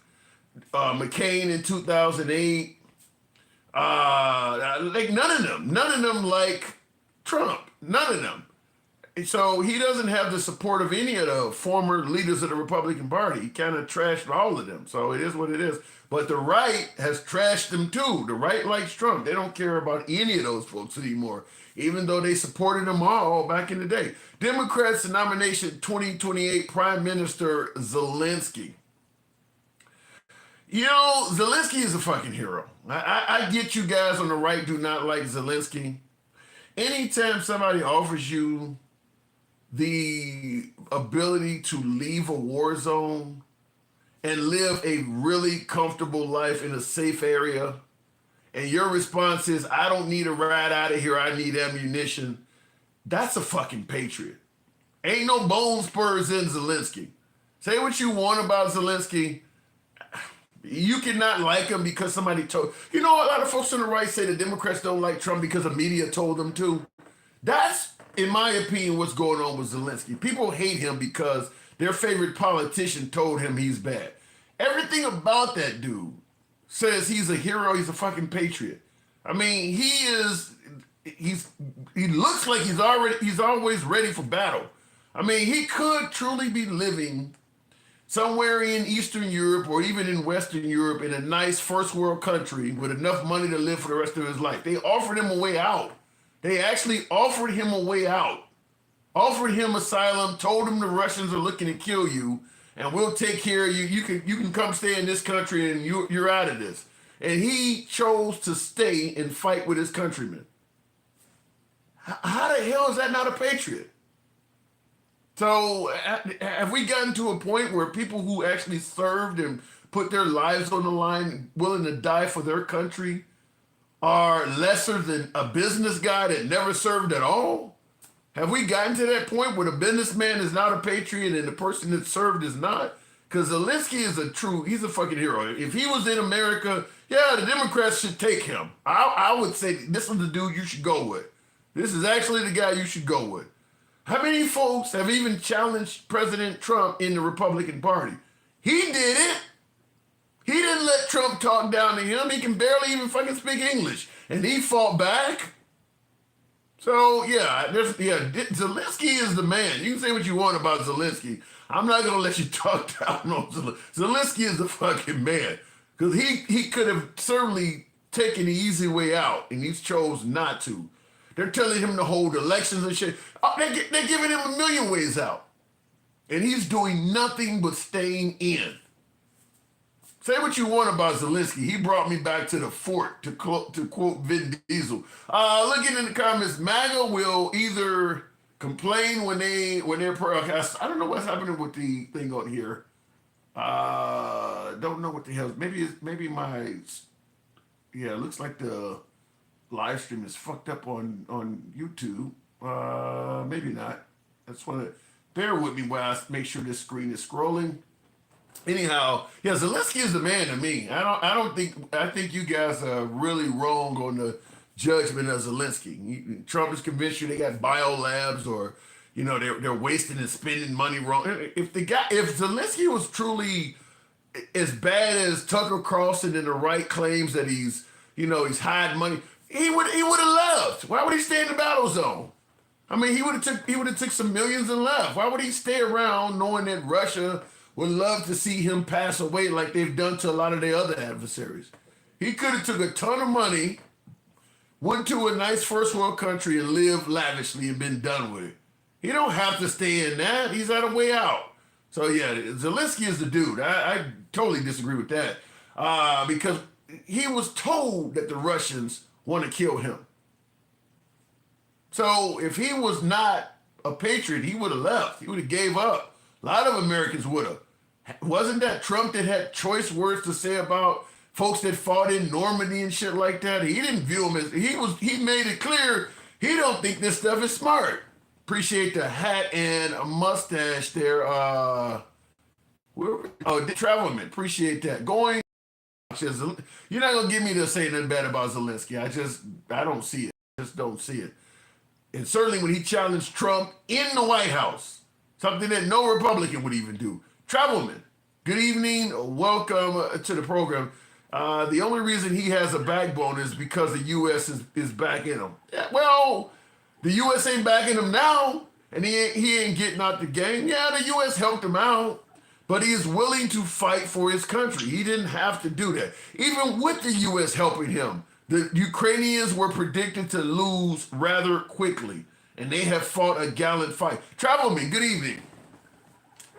Hey, how you doing, man? I'm doing good. What do you think about Zelensky? You think he is... Look at here. Let me tell you something. Zelensky has allowed us to decimate the Russian army without putting a boot on the ground. Right. We have decimated the Russian Navy. They ran the Russian Navy out of the Black Sea port. Yeah. They sunk some of their most advanced ships. Okay? The man, he goes on every night and speak to his people. Okay? That's a leader. Yeah. He don't come on and lie. He don't come on and grift people. He comes on and give people updates of what's going on. He is a leader. He came to the office and Trump and shit for brains tried to ambush him, and he stood his ground. He said, JD, have you been to Ukraine? He killed him with that. They're so used to lying that he started to lie, but he couldn't. He had to stop. He had to catch himself. And said he saw it on video. That right there took him down 3 or 4 notches. Yeah, he killed him with that. And he also pointed out when they said he was going to lose, he was like, yeah, he said Putin said 3 days. He said I heard that from Putin already. Yeah, he said I heard that already. You know, and then he said I'm not playing cards. Yeah, Trump said you ain't got the cards. He's like, I'm not playing. I ain't playing cards. Yeah. And look here. And see, this is how petty our leadership is. Not just in the White House, but over in Congress. Because the Ukrainians, they were holding their own. And then them clowns over in the House decided they wanted to withhold funds for 6 months. And it got so bad, they were almost counting shells on when to fire shells one day, don't fire shells the next day. And they were holding their own until then, and that allowed the damn Russians and Putin to regroup, and that's when they started making the progress that they're making now. Well, some would argue that Trump actually is rooting for the Russians. Yeah. Oh, yes, he is. Because then you get Von Shits and Pants, and he gets upset because Zelensky wouldn't bow down to him. And what did he do? He pulled the weapons. He pulled even the satellite, the intel. Yeah. And for the last, that is blood on the United States' hands over the last few weeks because that was petty. Yeah, he's taking at this point he's withdrew 100% of our support, hasn't he? Well, now he say he's giving it back now. No, because they tried after the supposedly the ceasefire. Okay. You know, now we're starting it back up. Now they're forcing them into a surrender. Okay? Because what has Putin been asked to give up? Nothing. Yeah. Nothing. Trump, I'm a master negotiator. Dude, you get away. You know what? All they're doing right now is freaking breaking our government. That's all they're doing. Because they're not doing anything else. Well, why They're does selling Tesla. Would you folks? He said they selling Tesla. Would you folks believing that they're doing so bad? Why are there so many folks that believe what Trump is doing is good for the country? I told you, Tim, there's an epidemic of head up Trump's ass syndrome. That's what's going on. Okay, what he's doing is good. You gonna cut 50% of Social Security workers? And then you're going to say you're going to shut off the phone service for seniors that call in? You know that would be, the acronym for that would be HUTS. Head up Trump. HUTAS. HUTAS. HUTAS. Head up Trump's ass syndrome. It's a severe case of it going on, and the only way to cure it is to kick his ass out of office. Because right now they are jacking our country up. They jacking it. You gonna take Noah? You gonna cut Noah? And we get ready to go into hurricane. We get ready to go into tornado season. Yeah. Tornadoes happen fast. You don't get 3 days to prepare for them. Then I'm gonna ask you the question that many would have had to ponder. Do you think Kamala Harris would have been a better president than Trump? You know what? That pause ain't good. That pause is not good. You know what? See, this is the thing. Everybody look at Kamala Harris from 2020 as if this woman did not grow between while she was vice president. She grew. You know what? Why did people want to insult her intelligence? You know, the lady, she's not a dumb lady. You know? Come on, man. Yeah, she would have, you right now, hell, Earth Biscuit would have been a better president than Trump. He's not a leader. Well, you know? Well, he got a lot of folks. Richard Clinton, he's not a leader. He got a lot of folks that seem to think he is, though. And I seen the comments. Chris says Zelensky was a comedian before he got elected. I know this from a Ukraine friend at 20 years. Okay. That is true, but Trump was a game show host. Go ahead.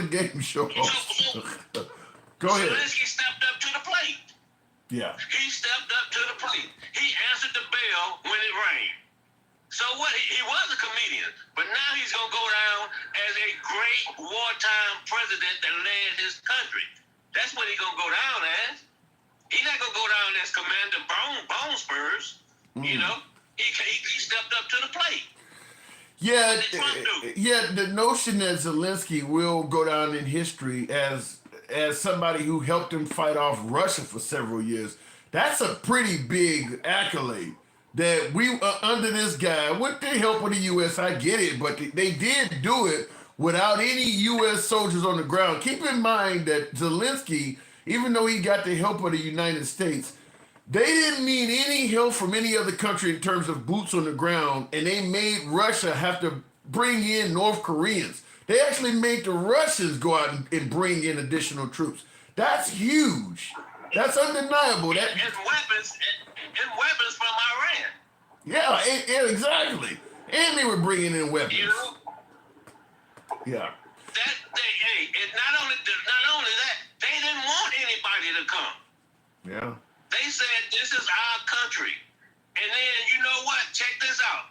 Now, correct me if I'm wrong, but when we were in Afghanistan and they went in there and started negotiating with the Taliban, they left the Afghan people out of it, right? Yep. We did that again. You think they would have did a lesson learned? They went to doggone Saudi Arabia and did the same thing, negotiating with the Russians without the Ukrainians being there. Well, the Ukrainians pushed back. Yeah, and Zelensky pushed back. Like, you're not going to make deals without me around. The Afghanistan people didn't have the same power. Exactly. Yeah. And they're defending their country. Well, fortunately for Zelensky, unlike the Afghanis, Zelensky actually does have a lot of allies in Eastern Europe. So there are people to speak up for him if Trump tries to screw him over. Eastern Europe also likes the Ukraine. In fact, Western Europe does too. So he does have a lot of friends in the region, whereas the Afghanis were kind of assed out. So Trump was able to do that to them. But check this out. He got the friends in the region because he stepped up to the plate and said, I don't need a ride. I need some bullets. Yeah. Well, not only that, but a lot of folks in the region also fear that once Putin is done with the Ukraine, he's coming for them. Oh, he going right into the Baltic states. Ain't no doubt about it. MAGA don't believe that. Huh? MAGA and Trump supporters, they don't believe that. You know what, man? You know what? I ain't even get into that conversation because all experts and even anybody that's been in the military or served over in Europe or following this stuff will tell you the same thing. Once he finished with Ukraine, if he would have got Ukraine, or if he gets you, once he finished, he's going straight up into the Baltic states. He's going to hit the smaller ones first, and then he's going to come back around, and then he's going to snatch up Poland or one of those other countries. They did the same thing with Mustache Man back in the day. Right. They gave him, I think it was Poland. He regrouped and came back and took over all of Europe almost. Same thing, Yeah. you know. Yeah, the right doesn't believe that. Yeah, the right just does not believe You know that. what? The right follows Trump. Yeah, that's true. They follow Trump. You know what? The right was they was all game with everything that was going on until they realized, oh shit, my cousin got laid off. Oh damn, I can't go to the Social Security office. Oh damn, it's a storm coming, but I don't have any notification. You know, everybody, they all fine and dandy now. You know, everybody complains about the government until they need the government. True. You know, the government do a lot of stuff that that people don't even realize. I'm not hearing MAGA complaining though. Fuck MAGA. You know, Damn. government workers on average work 45 to 50 hours per week, right? But then you got doggone Richard Cranium up there today talking about government workers don't go to work. You got that other knucklehead over there that ran the wrestling league talking about we only kept the good people. You know, meanwhile, this lady came on, she's a lawyer. No, she's not good, but you fine. Come on, man. I see Make Me King in the comments. The minute you said fuck MAGA, he started donating to you. God damn. because you know, man, look, Tim, I try not to curse a lot, but they full of shit. Okay? they are, man. Ever since Reagan said, I'm from the government and I'm here to help, the right has been beating up the hell out of government workers. You okay? You got 3 million people providing services to 340 million people. See, but they beating the hell out of them. You know, we gonna cut Noah. You know what? They took out the whole freaking top level of the FBI and DOJ. We better hope something don't happen. Then they went in there and damn near scalped damn NIH, and now we got the measles that popped up in 4 different states. And you got this damn knucklehead with a worm in his brain over there talking about take vitamin A. Come on, man. So I'm taking it. What happened to our country? I'm taking it you're not an RFK fan. The whole damn cabinet is incompetent. Name me one person in that cabinet, maybe the listener or the businessman. You got Tulsi Gabbard that half the damn Europe, the Five Eyes, 4 of them ain't gonna give us shit. Well, I'll give you one. I'll give you one. You said name somebody that's competent. I think Marco Rubio's. I think he's worthy of the position. In fact, Rubio, he's a punk ass. He gonna do exactly what Trump tell him to do. Well, okay, listen. He is experienced. He just helped negotiate a ceasefire with Ukraine. Did a lot better than Trump trying to negotiate that ceasefire. He has the merit. He's a. You don't think Rubio? Trump up there talking about they eating the dogs. Well, hey man, look here. I'm just saying though. They wiped out. What else did they do? The division, the DOJ that have the corruption. Okay, they taking them out. They took out the civil rights division of them. They took out they messing around with those stuff, the agreements they had going on with the police departments. You got Cash Money running the damn FBI, and then you got Bongo Balls as his second in command. Come on, man. Well, Marco Rubio was not part of any of that.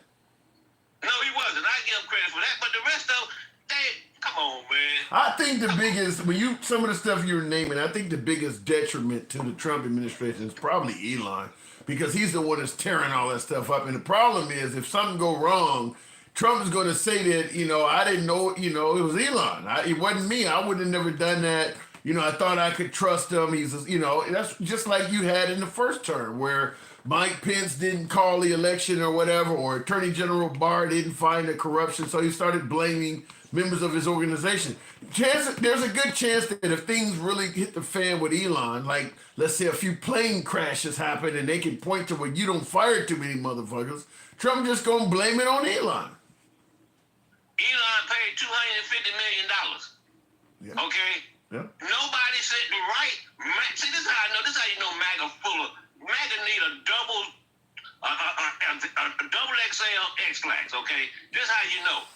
Back in 2020, Mark Zuckerberg and his wife donated that money for the election because he was having the different election officers was having a shortage of money because of COVID and stuff, right? Mm-hmm. So they donated about $250 million. The money went all over the place. It didn't just go to Republicans or Democrats. It went to everybody. Okay. Next thing you know, MAGA numbnuts running around here talking about that he rigged the election. They did say That's that. what they said. That every time they mentioned Zuckerberg, that always came up. Meanwhile, right, the South African Krugerrand has donated $250 million to Trump, sitting in the damn next to him, and going through the government agencies with a so arrogant he on stage with a chainsaw, right? And them numbnuts in the audience clapping for him. Meanwhile, probably about 10-15% of them work for the government, so their ass gonna lose their job too. Damn. You know what I'm saying? That would be crazy. That you clapping for this guy and you work for the that would be crazy. Nobody said a word. Where's all this secrecy? What's up with this secrecy? No, with Doge's in here, Doge's in there. Okay, these guys supposed to be IT guys, but they put up the website and they got all kind of back doors in it. So okay, I worked IT for 30 years, so okay, and I was also I did COBOL shit too. So I know what they're trying to do over there at the IRS and Social Security. They don't know what the hell they're doing because there's not that many COBOL programmers left around. So let me ask you. Let me just ask you this: Do you believe Trump did anything good for America at all? Yeah, he keeping JD out of the being president. That's it. Nothing else. Dude, he doesn't have the Canadian government pissed off at him. He got the whole damn country pissed off. Okay? Mm-hmm. You see what the lady did down in Mexico, Sheinbaum? You see the rally she had down there? Yeah. She's not taking no mess off of him. These knuckleheads need to realize, yes, we are the greatest country in the world. We're the most powerful country in the world. But we do not carry, this is not 1970, this is not 1980. The countries are not going to bow down to us like they used to back then. But we still got the clout if we have the right leadership. And right now, we got, it's a shame. It's a shame, man. All right. Truth is out of control. They took the most powerful office in the world, and they said we're gonna give whoever occupy that office immunity, right? Yeah, that's likely to go down in history as a problem. That was a bad idea. And then you got that knucklehead rolled in, and he's taking advantage of it. Yeah. And he is bullying the hell out of everybody. One more thing, Tim, before I go, man, I'm gonna let you go. So I do Uber in DC. Right? Yep. So I deal with a lot. I probably deal with people from about 10 to 15 countries on a weekly basis. Mm-hmm. And I talk with them, and they always ask, what's wrong with the Americans? That's what we trying to figure out. Wow. What's wrong with you guys? And then the next thing they say is, and then we're laughing at you. You know what I'm saying? These are people that are getting off the planes, all right? Some of them live here, some of them over here for conferences or whatever, and that's the conversations that we have. Well, you could always tell them what the right would say, which is, if you don't like America, leave. 5 days later, they do. Oh, okay. Well, then that's different. They're just visiting. Right, they're visiting. All right. Yeah, man, the dude got us jacked up, man. Jeez. They got 3.5 years. Explain it to me. What happened? How? Why? Loyalty. No, lies. If you repeat the lie over and over and over and over, people start believing it. They believe. One more whole thing, right? they like to say that DOJ went after him. You know. Yeah. Dude started running to stay out of jail. Okay. He took them down. He took those documents. It took him a year and a half to get the documents back. He didn't do the subpoena. But then you got these MAGA mojos running around here talking about, hey, wait, well, they didn't do nothing to Biden. They didn't do nothing to Pence. Well, you know what? They did not indict him on the documents that he took. They indicted his orange ass on the documents he didn't return. That is true. That's what happened. That is true. And how are you going to get 11 people to come up with 34 guilty convictions? They believe they were planted by the Democratic Party. Travelman, I gotta move it on, no? Appreciate it, man. Thanks for coming through. All right, moving on with the program. Africans are always critical of the U.S. Huh? Thomas Clayton Powell says Africans are always critical of the U.S. I think Muslims are pretty critical of the U.S. I think a whole lot more than just Africans. I mean, Trump is pretty critical of the U.S. Is he an African? I mean, yeah, it goes way beyond that. Democrats hate babies, says Unique UX. I don't know what would make you say that Democrats hate babies. I don't know where to go with that. What does Bush have? Don't know what that means. Unique. Canada will take half the states by simply asking. Okay, I don't know how that's going to work. But looking in the comments, before I move on, Democrats hate family. Damn, Democrats hate everything, don't they? Was what you saying. White people are trying to be nice. Maybe it's getting late. I'm getting some weird-ass comments on YouTube. Weird-ass comments. That's a great point. Somebody pointed out that Elon Musk himself is African. Great point. Yoruba man says, yeah, you want to talk about Africans that are critical of America. Elon Musk is an African. People don't credit him for that, but he is an African. Democrats don't hate babies. They just don't believe in forced birth. Okay. And the whole notion of hating babies and all this stuff, like we were talking about the kid, that the Democrats didn't clap for that has cancer, and people were talking about look, if you're gonna be pro-life, but you're against school lunches and everything that can help a living kid, you're not pro-child. You don't like them any more than the Democrats you're complaining about. So, and that's the case. You don't want to do nothing. If the child that you passed the law against aborting is born, but then once the kid is born and they're struggling and you're telling the mom to pull herself up by your bootstraps and you ain't doing shit for her, yeah, I don't see how you're any less than the people you were complaining about. I don't see how it's any different. So that's the whole you ain't pro-life, you're pro-birth argument comes in. Because once the kid is born, you don't give a damn about it. And I think there's a lot of legitimacy to that, is that the right is anti-entitlement. Because Elon, they're already talking about cutting food stamps and things like that back. Who do you think is going to get hurt if you start reducing the ability to obtain food stamps and stuff like that? That's kids. Most of the people that receive food stamps, kids are involved. So if you start cutting those programs out, you're hurting kids. So you're bragging about being pro-kid, and you're not pro-kid. You're not. So people can come up with their own way of spinning things, but to me, you're not. If you're willing to do that, it's the same thing about being, pro-life, but at the same time, while being pro-life, you're talking about, well, I don't think a person should be on death row for 20 years and waste the taxpayers' money. If they committed a crime, why can't you execute them tomorrow? Talking about executing people to save tax money. You're not pro-life talking like that. You should never execute somebody to save money.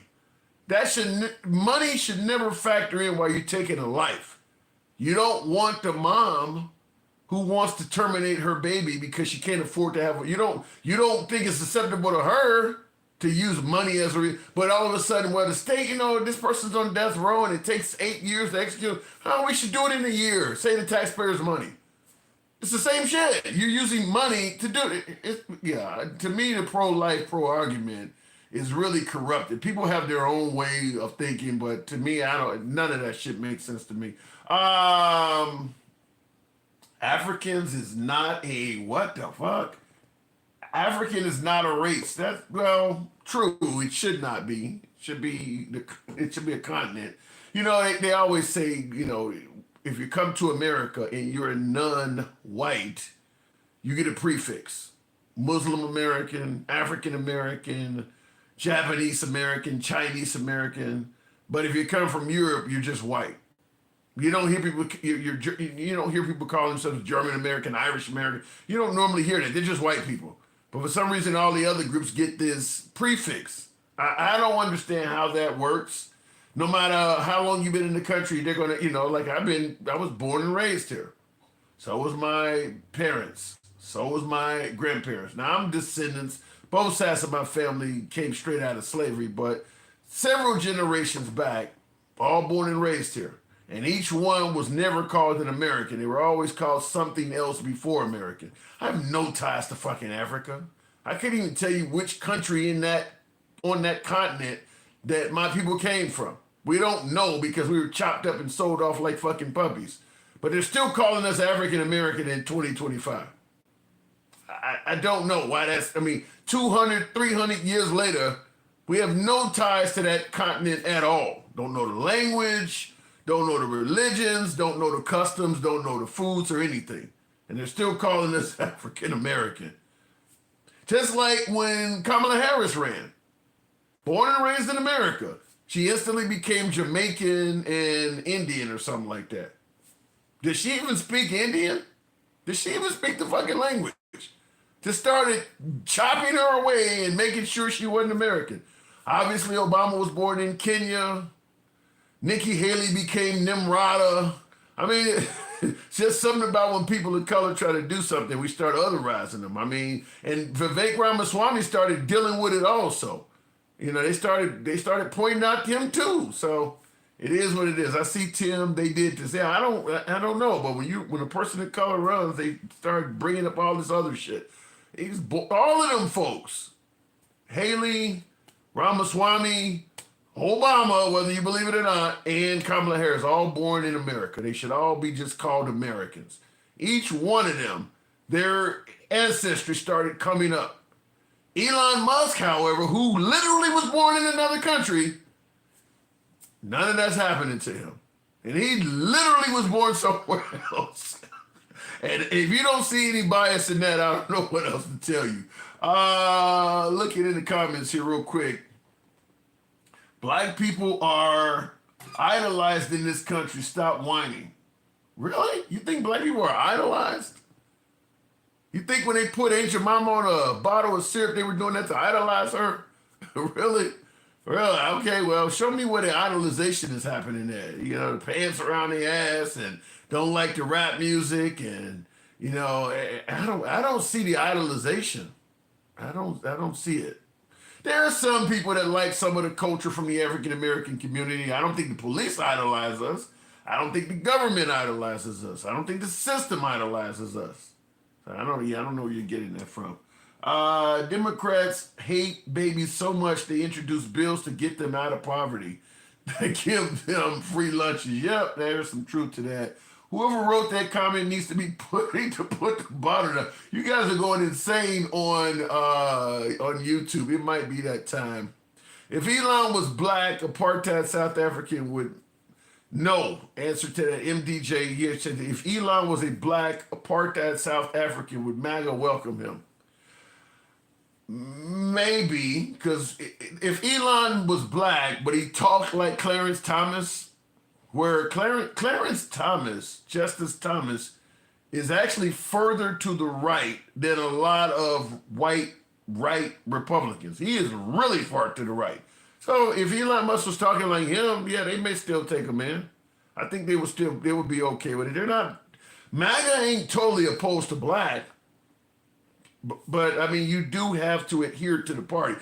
This is why I always keep saying on the program, it's easier to be a Republican politician than it is to be a Democratic politician. because Democrats give all these people a seat at the table. You got to hear from the feminists. You got to hear from the trans and the LGBTQ community. You got to hear from the Muslims about the whole Palestinian shit. You also got to hear from the Jews. They want to be in there too. Israelis got to be heard from. You got to hear from the blacks. You got to hear from the whites. You got to hear from the Hispanics. They all get a place at the table. So a Democratic politician got to try his best to, at least in some areas, work with all of those different groups to keep them at least somewhat happy. You've seen them interrupting Kamala Harris and Joe Biden's rallies. Genocide Joe, they were calling Joe Biden. And then they started interrupting Kamala Harris rallies and yelling free Palestine as well. Trump is on TV every day. You notice they ain't showing up at his shit at all? Trump will fucking gas you. Get the hell up out of here with that bullshit. So the difference is, as a Democratic politician, you got to kind of work with all these people and try to please them. As a Republican politician, straight, white, Christian males. Satisfy them, fuck everybody else. The folks in the Republican Party that are not straight, white, Christian males, if you talk to them and ask them what they want America to be like and write it on paper, you would think it was written by a straight, white, Christian male. It's the same stuff. They don't even, you talk to Tim Scott, he ain't gonna talk about getting police straight and, and systemic racism. Ain't nothing gonna come out of his mouth. He's gonna say that shit ended hundreds of years ago. He sounds just like them. He sounds like everybody's fighting on the same playing field. So it's a lot simpler to be a Republican politician because you only got to satisfy really one group of people. The women even, my husband, straight, white, Christian males. Just satisfy that group and you're okay. So it is a lot easier to be a Republican politician because you ain't got time for no feminists and all this bullshit, the LGBT community. You ain't working, you ain't talking to them people. You're not going to have some Republican politician that's holding a town hall and actually entertaining questions from transgender and all that shit. They not even going to hand the dude the mic.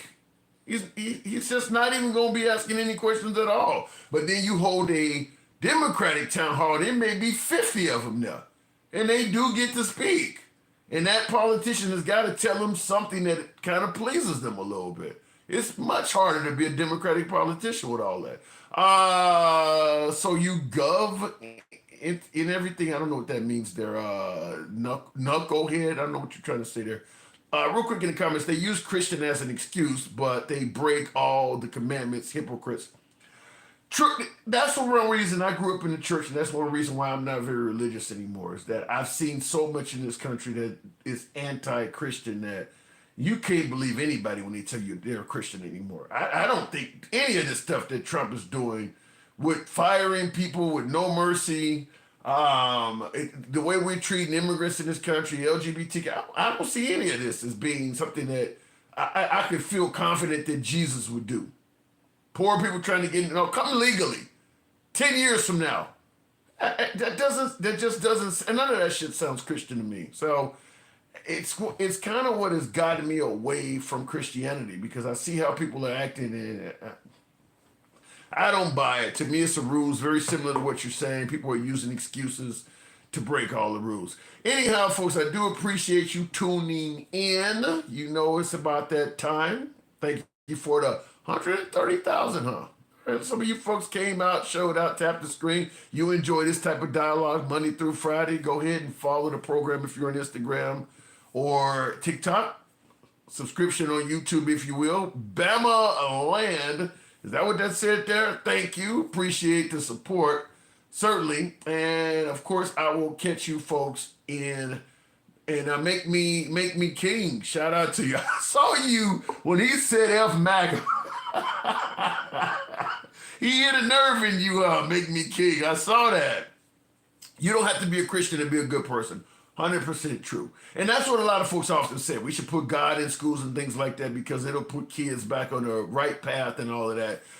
Taking Christianity out of schools and things like that is why the kids are so fucked up. And my opinion is just the opposite. I believe if you put Christianity in schools, you're going to make the kids fucked up because then you create all this division. Christianity in schools works well when everybody is Christian. But in diverse communities, that ain't gonna work because now you got the Christian kid. You know, kids can be cruel. You know, my religion is a true religion. See, they got the 10 Commandments on the board. We reading from the Bible. We ain't reading from the Quran. Your shit fake. I can see kids doing that. You know, and then the kids got to go to home and tell their parents, my religion is not real. I don't see it. I mean, the further back you go in American history, the more religious we were. We're probably further away from religion now than we've ever been. You go back 50, 100 years further back, America was very religious. You're going to tell me you think that America was better than what we're doing now? It was fucked up. Most of the groups were not free. Everything was a DE hire back then. White males got all of the jobs, no matter what it was. Anything in leadership went to a white male. Married or not, doesn't matter how hard you worked as a Hispanic woman, you wasn't getting that shit. So the whole notion that bringing back Christianity makes America better doesn't match history because we were very religious going back and we were a very bad place to be. So I don't buy that. Anyhow, I do appreciate you folks tapping the screen.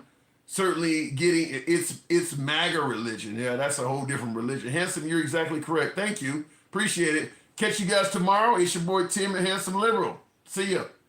Thank you for tuning in as always. Enjoy your evening. I do want to look over on you real quick, make sure I didn't miss out on the super chat. We were